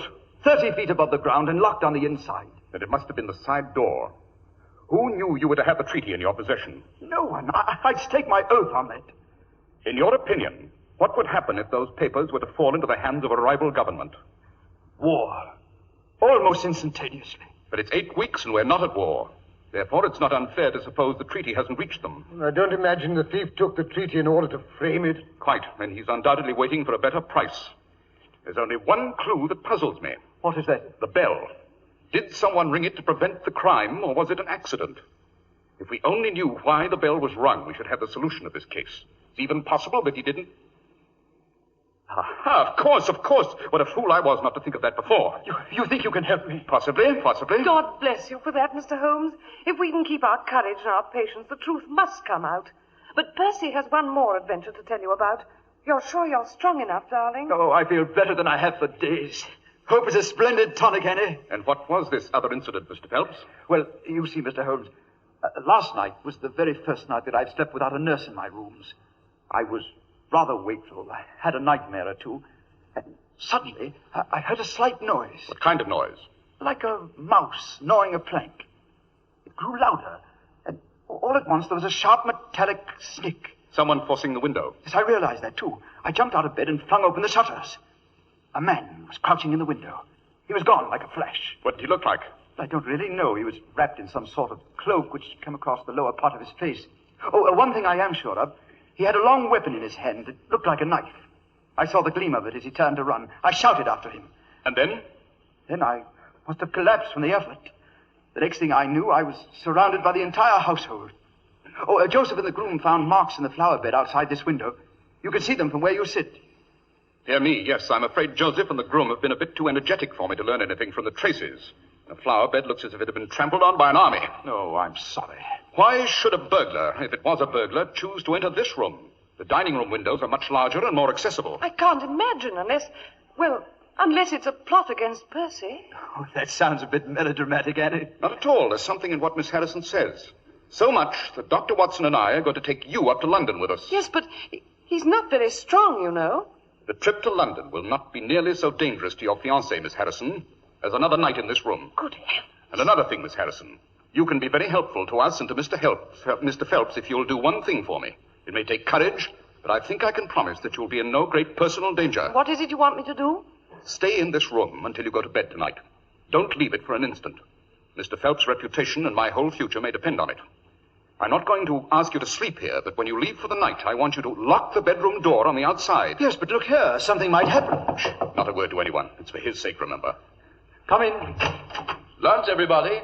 Something especially nice for you, Percy. Come along, Annie. Oh, Joseph, if you'll excuse me, I have a slight headache. I think I'll eat in here by myself. There's a breeze, and I want to be alone.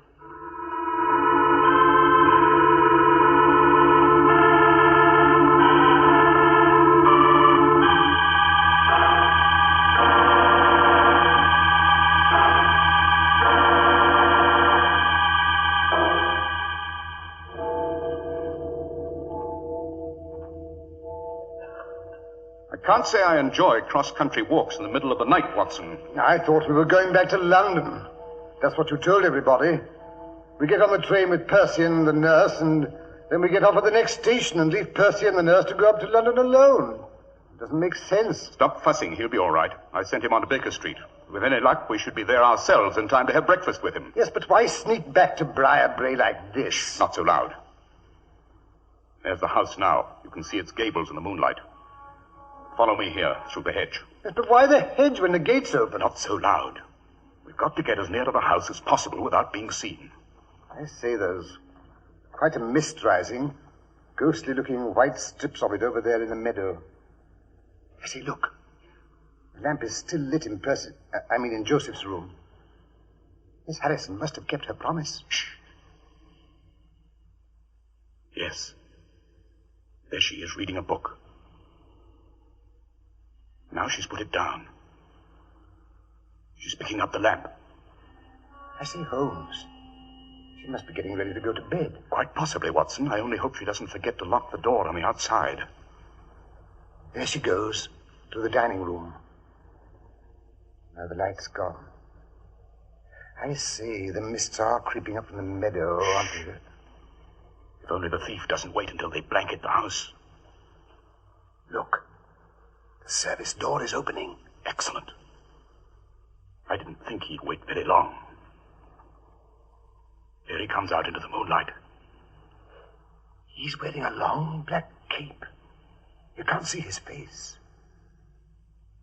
He's forcing the window. He's got it open. He's climbing over the sill. We must get closer so we can see. I see he's lighting the candles on the mantel. Look, he's pulling back the rug. In the floor, I thought so.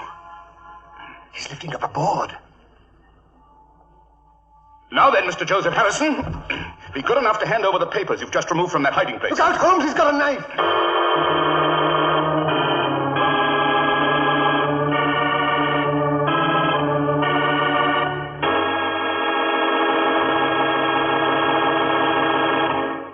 You really have to see Clippercraft clothes to know their excellence. And it's easy enough to see them right at your own local independent store. You have to see them because such superlatively fine quality, sold at such low prices, amazes even the experts. Suits are only $40 and $43.75. Top coats and overcoats are only $40, and sport jackets only $25. The fit is beautiful, the woolens are long-wearing, the tailoring is really superb. The famous Clippercraft plan makes this sheer magic possible, concentrating the buying power of 924 leading stores across the nation, giving you the savings from this group buying at the store you trust. Selling expensive clothes at inexpensive low prices at the nation's finest independent stores is the great big idea behind the Clippercraft plan. That's why men who know insist on Clippercraft clothes. So be sure to visit the Clippercraft store in your city.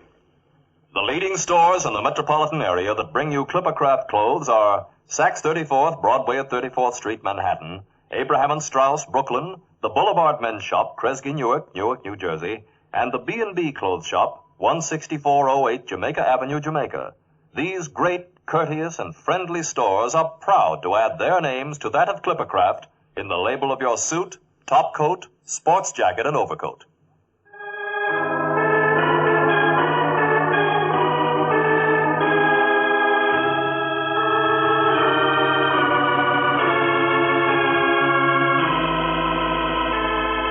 Now let's return to 221B Baker Street, where Percy Phelps is anxiously awaiting the arrival of Sherlock Holmes.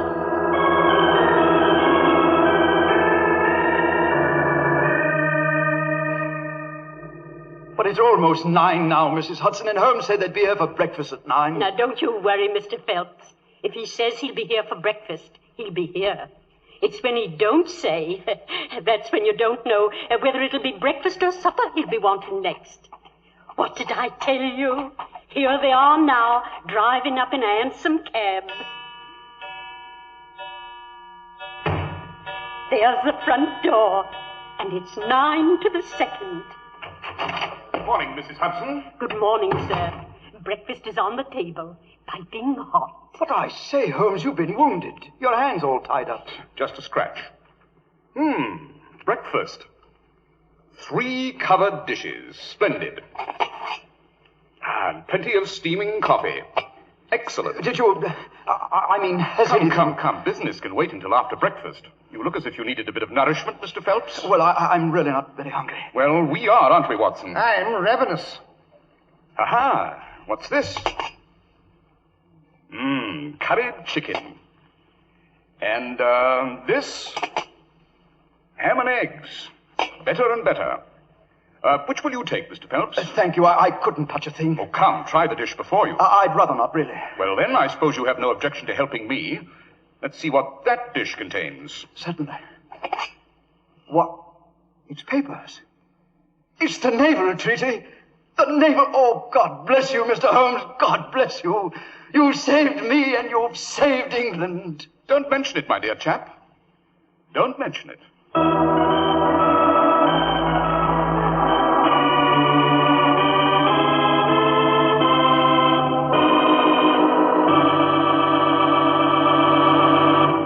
But when did Holmes first begin to suspect this Harrison fellow, Dr. Watson? When he heard that Percy was expecting him to stop by for him, Mr. Harris, I'm afraid Joseph's character was blacker than one would judge from his appearance.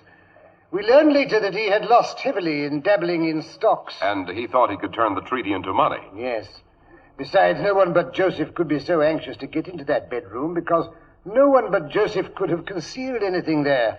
Also, the attempt was made the first night the nurse was out of the way.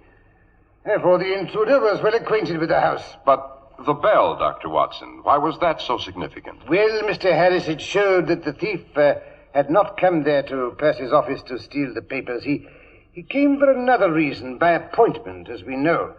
He rang the bell and then happened to see the papers. Dr. Watson, was he convicted? No, the case was never brought to court. It would have been too ticklish a position for the Foreign Office. He was advised, however, to get out of the country and stay out. And did Percy marry the sister doctor? He did. And to this day, I don't believe she knows why her brother never returns to England. My, that was an exciting case, Dr. Watson. And now, what story are we to have next week? Well, let me see. Next week, I think I'll tell about the Cornish horror, or the cradle that rocked itself. The cradle that rocked itself? Yes, Mr. Harris, the rocking cradle was supposed to indicate that someone in the Trevining household was about to die. As a matter of fact, there were 2 deaths, and another that Holmes... Well, suppose I leave that till next week, eh?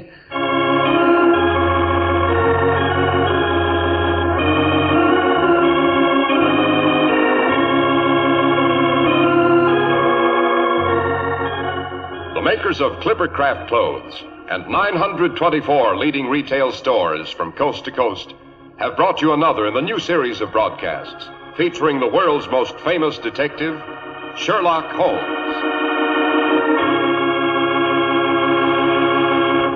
Sherlock Holmes is produced and directed by Basil Lochran, with special music by Albert Berman.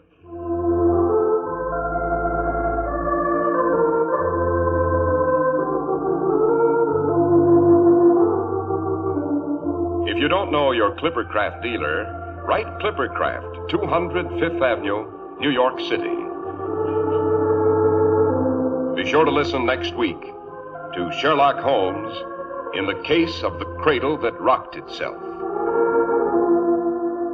If you'd like to attend the Sherlock Holmes broadcasts in New York, see your local Clippercraft dealer, and he'll tell you how to obtain your tickets.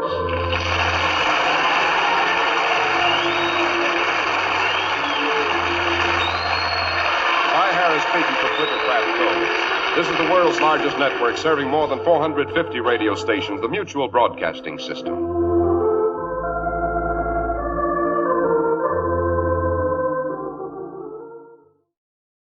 Welcome back.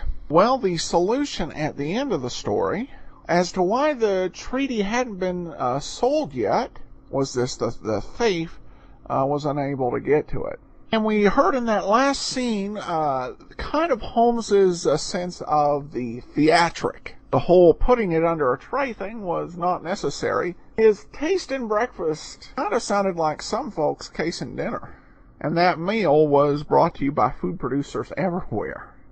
You definitely heard a few examples of how this was a live recording, in that you had both Alfred Shirley, the actor played Watson, as well as the one who played the guy from the Foreign Office, stumbled over their lines a bit, but not too noticeably.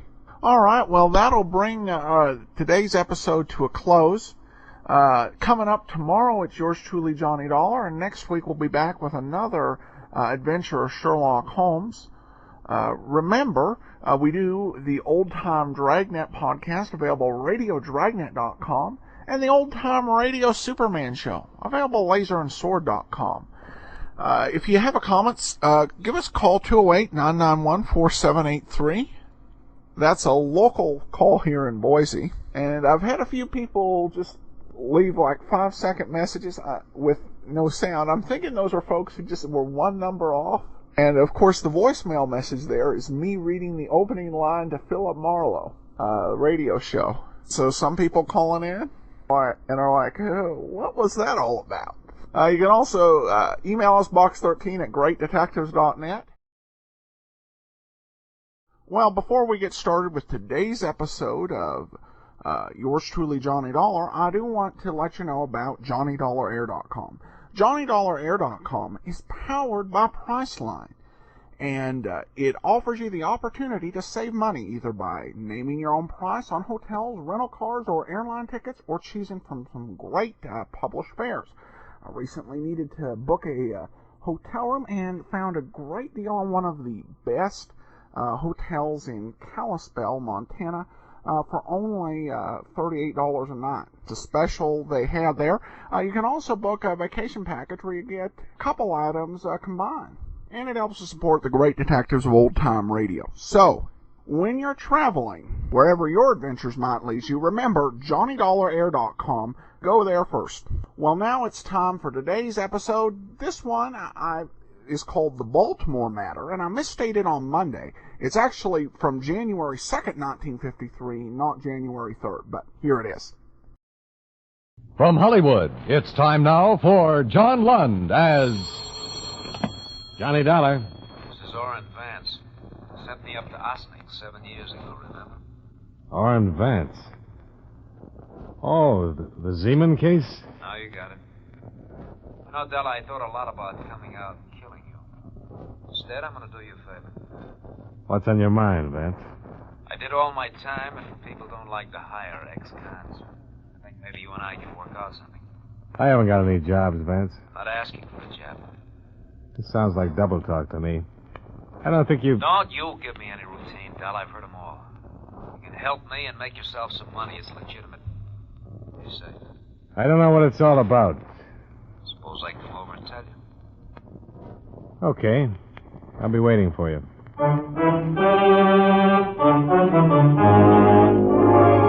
John Lund in a transcribed adventure of the man with the action-packed expense account. America's fabulous freelance insurance investigator. Yours truly, Johnny Dollar.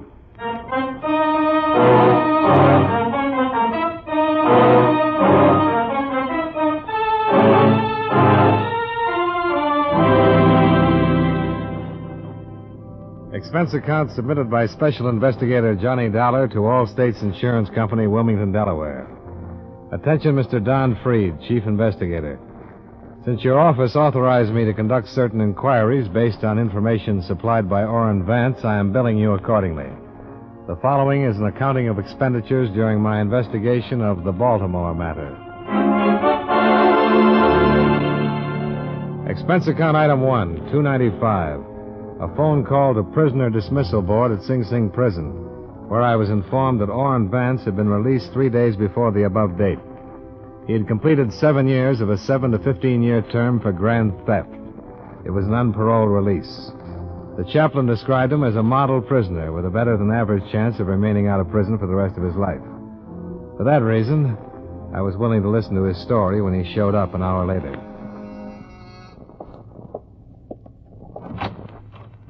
Hello, Dollar. You haven't changed a bit. Come on in, Vance. Yeah, sure. Thanks. Ah, nice place you got. I like it. Sit down. Tell me what's on your mind. Dollar, look. Don't treat me like a con, even if I am one, huh? I'll sit down, I'll have a smoke with you, I'll talk with you. Forget the other part for a while, will you, please? Okay. Have one? Nice.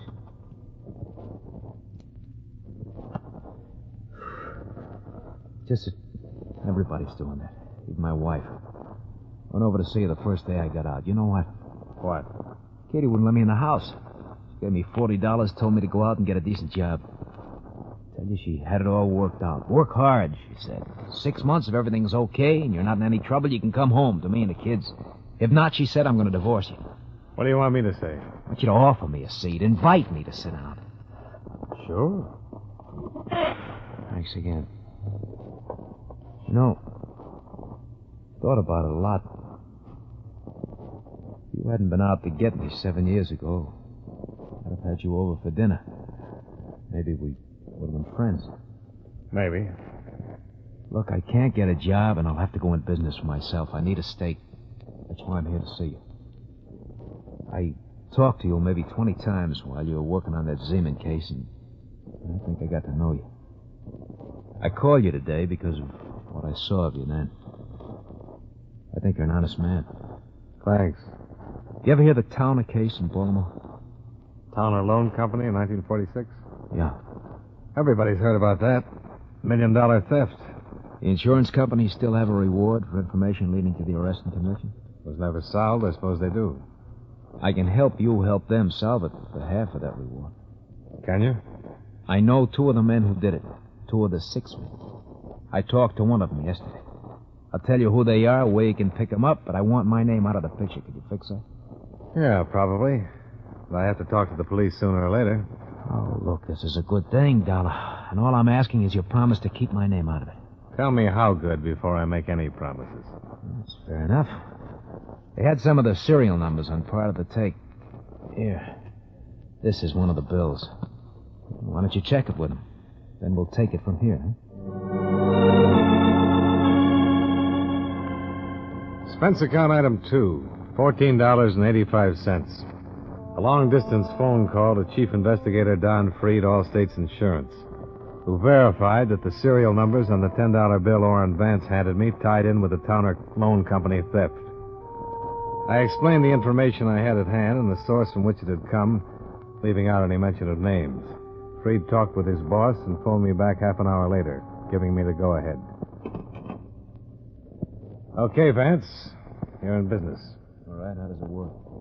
You tell me who they are, I'll handle it from here. I mean the money part. When we have something, you'll get paid for it. All I've had so far is talk. This bill could have come from anywhere. You might have picked it up at a cigar counter. Look, I got it from a man named Leonard Torpy. He lives in New York. He's one of them. Leonard Torpy? Yeah. I met him my second year at Audition. He was up on an old petty theft charge. He did 18 months. Told me to look him up when I got out. Now, this part may sound crazy, but we had a few drinks together in his place yesterday. I was weeping on his shoulder about all my hard luck, and he said, "You think you got hard luck?" Well, then he marched me into the bedroom and showed me a stack of money in a bureau drawer. He said he couldn't spend it. He gave me one of the bills. Well, must have been pretty drunk out. Yeah, it was. I got to thinking about it. I checked the bill, found out it was from the Towner thing. I looked up the story in it. Torpy fits the description of one of the hold-up men right down the line. Now, we'll see. You say you know 2 of them. Who's the other one? Harold King. Lives in Reno, Nevada now. Runs a filling station there. He used to come see Torpy on visiting days. I saw him several times. What makes you think he had a part in the Towner thing? Just what Torpy said while he was drunk and the general description of the other hold-up men in the story. See, while Torpy was drunk, he mentioned his old partner, Harry King. Told me where he was living and so forth. Did he say anything about the hold-up? No. I told you I found that part for myself. But King is the other man, I'm sure of it. King have a record? I don't know anything about him. Okay. Where'd he be? California. 2 days be long enough? Oh, I should know something by then. Now, remember, My name's out of it. To the police or anybody else. Sure. You afraid? Yeah. I'm a stool pigeon. Or haven't you noticed? I'd noticed, and it worried me. So I followed him when he left my place. I was buying a package of cigarettes at the corner drugstore while he boarded the streetcar for downtown. I tagged along in a taxi to the main business section, watched him get off, and head for the bus terminal. I bought another package of cigarettes while he bought a one-way ticket to New York. In the half hour before departure time, I telephoned a private detective friend of mine, Pete Florian. He appeared at the bus terminal 15 minutes later. What's the rumble, Johnny? That man over there in the gray overcoat. His name's Orrin Vance. Uh-huh. He's on his way to New York right now. Maybe you better tag along, see that nobody kills him. Oh? If what he told me is true, somebody might try to do just that. Stay close till he settles somewhere. I see. I haven't got any more to tell you, Pete, because I'm just starting to look into it. Find out where he's living there and contact me at this number. I'll let you know what to do then. All right. Anything else? Don't let him out of your sight, Pete. Expense account item 3, $100. Retainer for Private Detective Pete Florian for explained purposes. I stayed at the bus terminal long enough to watch Pete board the New York-bound bus and take a seat across the aisle from Orrin Vance. Item 4, $8.85, plane fare, Hartford to New York. Item 5, $4.50, cab fare to hotel and then to Metropolitan Police Station, where I explained my business to Lieutenant Randall. Who gave you this tip, Dollar? I'm afraid I can't tell you that, Lieutenant. Why not? Because I promised not to disclose any names. But I can tell you that the source is a man who couldn't possibly have had anything to do with the case, since he was in prison at the time of the holdup. Mm-hmm. But you want me to stick my neck out and get up a search warrant and maybe take this bird Torpy into custody on your say-so. Well, you have plenty to start with that $10 bill. Should be enough for you to look into it. That why you looked into it? Frankly, yes. Prima facie evidence. But no name? No name. I've told you all there is to know. Believe me. Let's get busy.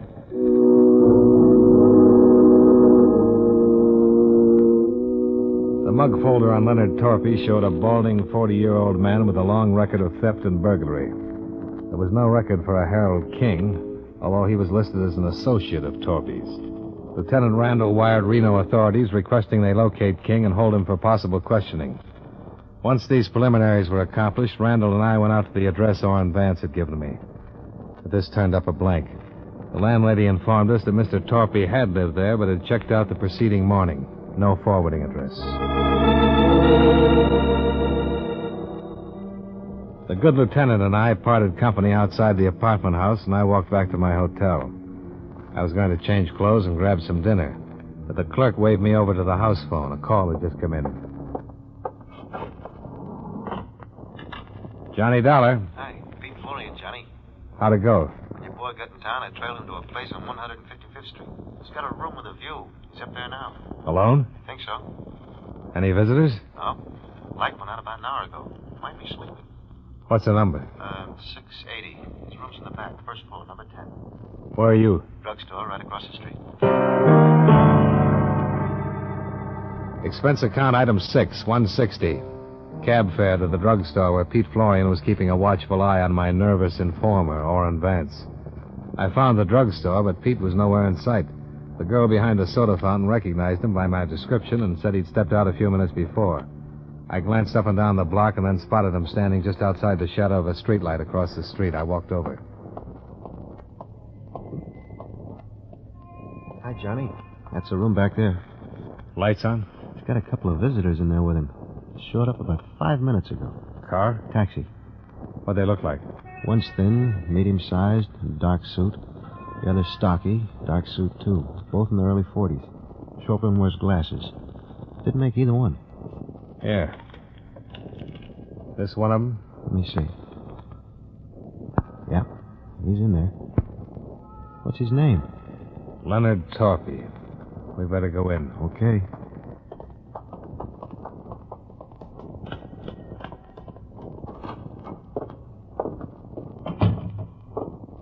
Right back there. Yeah. Who's Leonard Torpy? That's somebody who might want to kill Vance. Wish I knew more about what this is all about, Johnny. Yeah, so do I. It's all talk so far. I see. Better cover me. I'm over there. Okay.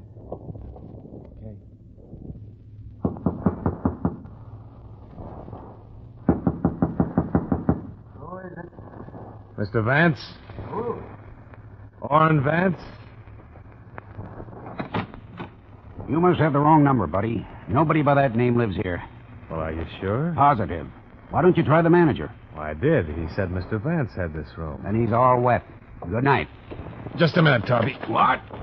Hey! Johnny, look out! Before I went down, I heard it go off a couple of more times. Must have been 6 inches from my head. My eyes couldn't see and my feet wouldn't move. But I could hear. It was someone very close to me. And he was dying. Johnny.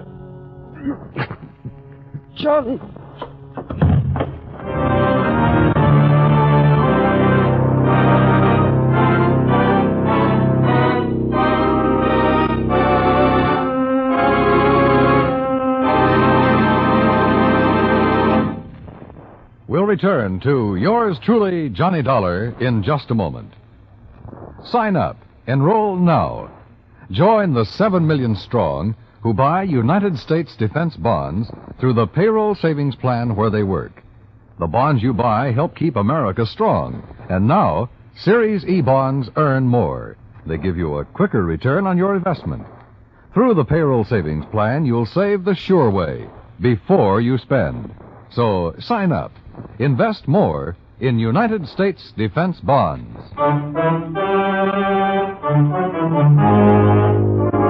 Now, with our star, John Lund, we bring you the second act of yours truly, Johnny Dollar.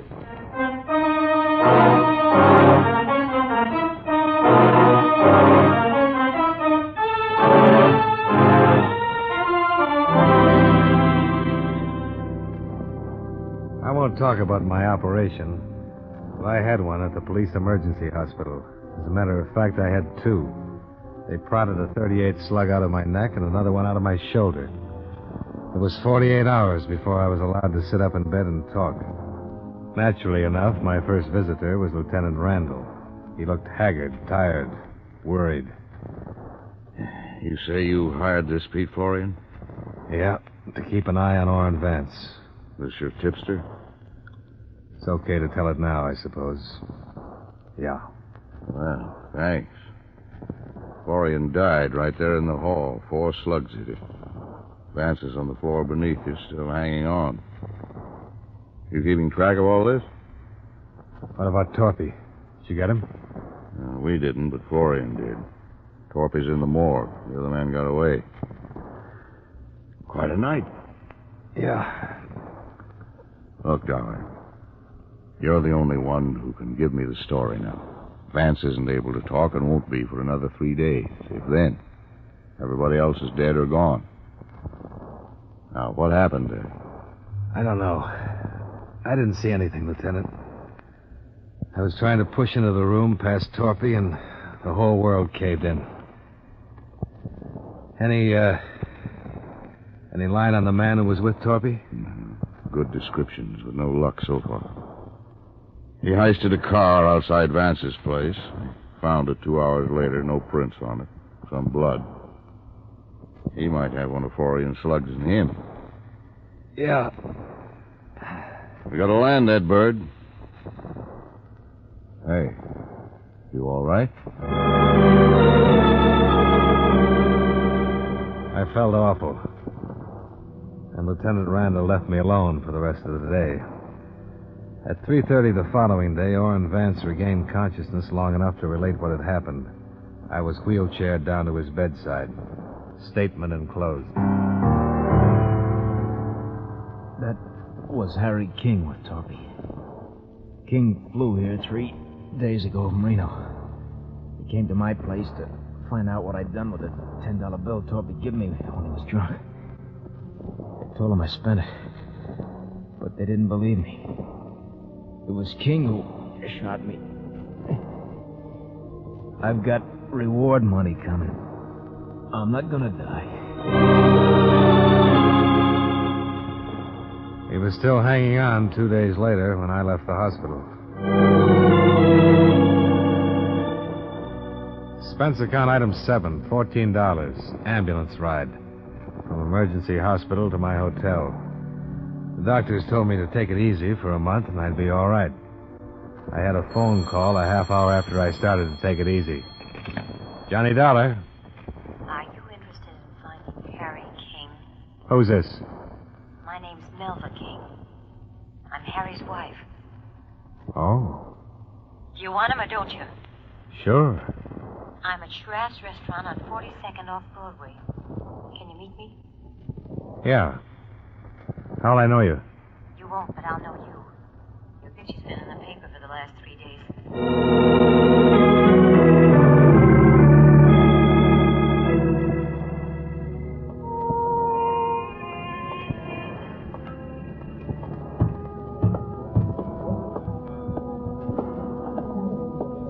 Hello, Mr. Dollar. Mrs. King? Yes. Hey, you look pretty weak.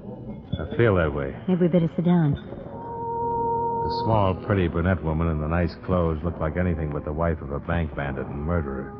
She looked more like a housewife on a shopping tour or a schoolteacher on a New York vacation. I listened while she cleared up some questions I had in mind. There's a reward posted, isn't there, for that holdup in Baltimore? $10,000, yeah. Will I get it if I turn Harry over to the police? Sure. How much? Half? Oh, that isn't much for giving up your husband. They'll get him sooner or later, Mrs. King. The other half spoken for. Well, this Vance man? Yes. Wait, I'm just trying to figure. What about you? I'll pass it up. $5,000 for Harry. Providing he was tied in with the Baltimore holdup. That's what the insurance company's interested in. He was in it all right. I want to get something else straight. What happens to me? What do you mean? I'm his wife. I only had a part in that holdup for the last 6 months. I haven't said anything. Does that make me a party to it or something? Well, you could have informed, but you couldn't have testified, being his wife. I'm arraigned. I don't want to spend all the money hiring lawyers to keep me out of jail. My company will cover that. Where's Harry? Oh, not yet. What now? I better get something in writing from you. Something that says your insurance company will pay me the reward and give me help if I get in any trouble. All right, I'll talk to him. This time I'm thinking of the future. I'm going to have one once this is over. I hope so, Mrs. King. I know so, Mr. Dollar. Did Harry have money he couldn't spend, too? $45,000. Where is it? I can give you that when I give you Harry. Well, you've thought of everything. I tried to. Harry and that Torpy man were fools. All they ever got out of it was the marked bills. Worthless money. You don't happen to know who the other 4 men were, do you? No. I suppose that's what you'll ask Harry when you get him. That's the idea. Poor Harry. How long will it take you to get things arranged? Not more than an hour. I can do it by phone. I'll call you. Okay.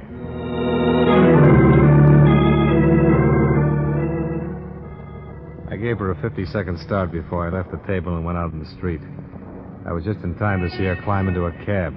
I was trying to hail one to follow her when a black coupe pulled up to the curb. Come on, Johnny. Hey. Hustle it up. Light will change. Wow. How do you feel? Terrible. What is this? When Vance told us it was King, we checked the airlines and found out he had his wife with him when he flew in from Reno. That is Mrs. King up there in that cab, isn't it? That's who she said she was. She wants to sell you her husband for part of that reward, doesn't she? Yep. Well, what's the delay? She wants to make sure she'll be handled all right. The money and all. Yeah. So did Vance. Don't needle me, Randall. I don't mean to. This all figures. I thought she might try to get in touch with you for just that reason. I don't get it. Well, that's why I put a man on your hotel. He followed you when you came to meet her today, then he phoned me. We looked her up. Her name was Melba Thaler before she married King. Her old man had a lot of money in Minnesota, but she couldn't keep herself out of trouble and got disinherited. Money's always been her problem. It's everybody's problem. Not the way it is with her. Now King's worth a lot of dough to her if you pay off. He's no good to her now, lying somewhere with a slug in him, and he hasn't been any good to her with the marked money he got in the Towner holdup. There's something else, Randall. What? She's stalling me, I think. She said she didn't know who they were. But if she was lying and she does know who the others were in that Towner holdup, King would be worth even more money. They'd want him dead instead of with the police talking his head off. That's right. We followed Melba King's taxi for better than 45 minutes, all the way through the Holland Tunnel and into Jersey. She finally left it at a train station in Bucks County. We watched her buy a magazine and sit down in the waiting room and begin to read it. 15 minutes later, she stepped into the phone booth. When she came out, I went over to the filling station phone to see if she'd phoned my hotel. Well? She wasn't trying to get me. Well, that settles it. She's contacted the others. She's going to sell to you or them, whoever pays most for him. Some operator, isn't she? Well, when you have time, look at the file we picked up on her. 16 arrests. 1 conviction for narcotics when she was 18. Well, we'll see what we will see.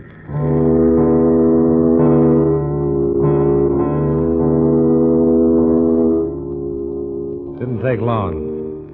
When a green Cadillac pulled up at the station, Melba King stepped out on the platform and greeted the 2 men who were in it.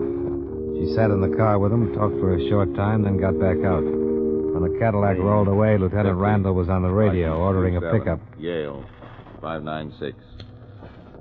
I'll pick him up right away. We'll stay with her.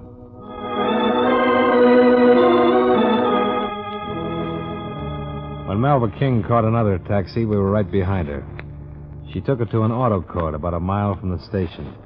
We saw her go into the cabin marked D. Randall radioed in our location. We were about to check the auto court office when the door to cabin D opened. Standing beside Melba King in the doorway of the cottage was a pale, stocky man who looked as though his legs wouldn't support him another minute. Then she saw us get out of the car. No, Dad can't kill me. He's got a gun on me. Don't do anything. Please don't do anything. That's right. If he gets it, anybody gets in my way. You're hurt, King. You can't go far. I've come this far, and I'm still going to keep moving. Come on, baby, move. It was all ready for her when she got back. Yeah. Boys know I shoot. You especially. But you'd be dead now, Dollar. That's funny. I thought the same thing about you, King. Please don't do anything, please. Shut up. Oh, don't. King, listen to reason. I can tell you're hurt bad. You need help. Why don't you give it up? How much were you going to give her for me, Dollar? I wasn't... How much? Tell me. Half of it. Please, Harry. And how much will Woody and Al want to give me? I didn't talk to you. Oh, yes, you did. When I passed out this morning, you got real busy. How much, baby? Oh, don't. You're dying on your feet, King. Yeah? Well, that's a good place to die. On your feet. Maybe I won't make it.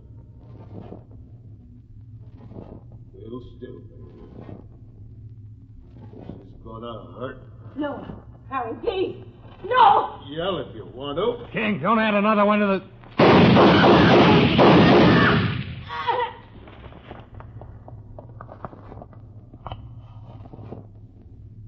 How is she?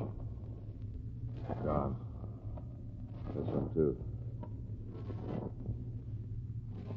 Let's get this over with.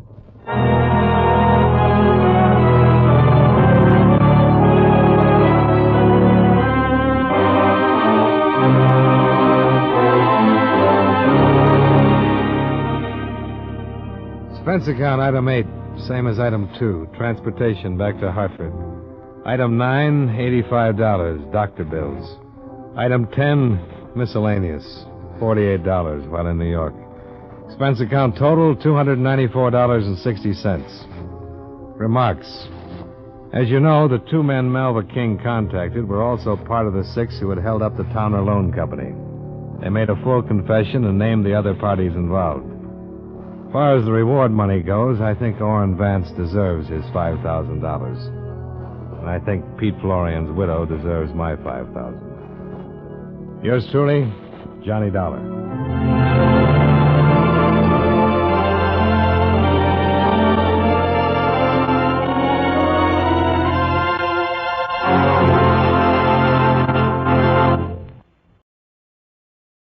I'm back. Well, that wife was especially cold-hearted, trying to sell her husband to the highest bidder. Turning him in for the reward money required some coldness, but that was just mercenary. And I don't remember this one being adapted to a 5-part series. If it was, the details were pretty significantly changed. Or I didn't remember that particular one. Well, now we turn to listener comments and feedback. Jay emails in, at the program's forward promo, the announcer said the next show on CBS was the 125th anniversary of the Declaration of Independence with President Truman and General Marshall.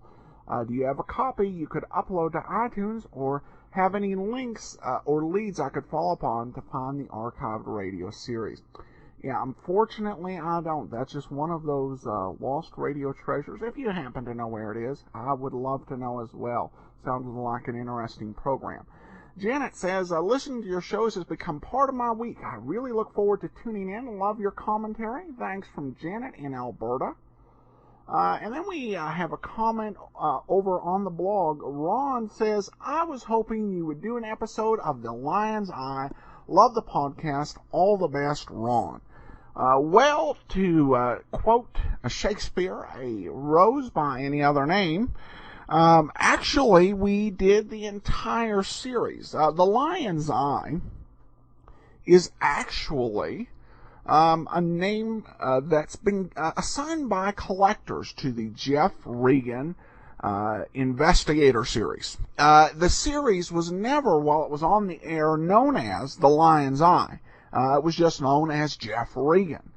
But the old-time radio collecting community, for whatever reason, developed the name The Lion's Eye. And it may be, I'm not certain why this was, one possibility may have been that to more modern ears, Regan doesn't necessarily sound like a name of a hard-boiled character. I know that when I first saw the name, I thought of President Reagan and also President Reagan's Treasury Secretary and at one time Chief of Staff, whose name I believe was Don Regan. But whatever the reason, that's basically a nickname of the series. But it was Jeff Regan, and we did play that show. And I went ahead and I sent Ron a link to the archives, and I should probably add a note about that on the Jeff Regan page. Well, that will do it for this week. We'll be back on Monday with another episode of Barrie Craig Confidential Investigator, and join us on Friday for yours truly, Johnny Dollar. In the meanwhile, send your comments to box 13 at greatdetectives.net. Give us a call, 208-991-4783, and become one of our friends on Facebook, facebook.com/radiodetectives. But from Boise, Idaho, this is your host, Adam Graham, signing off.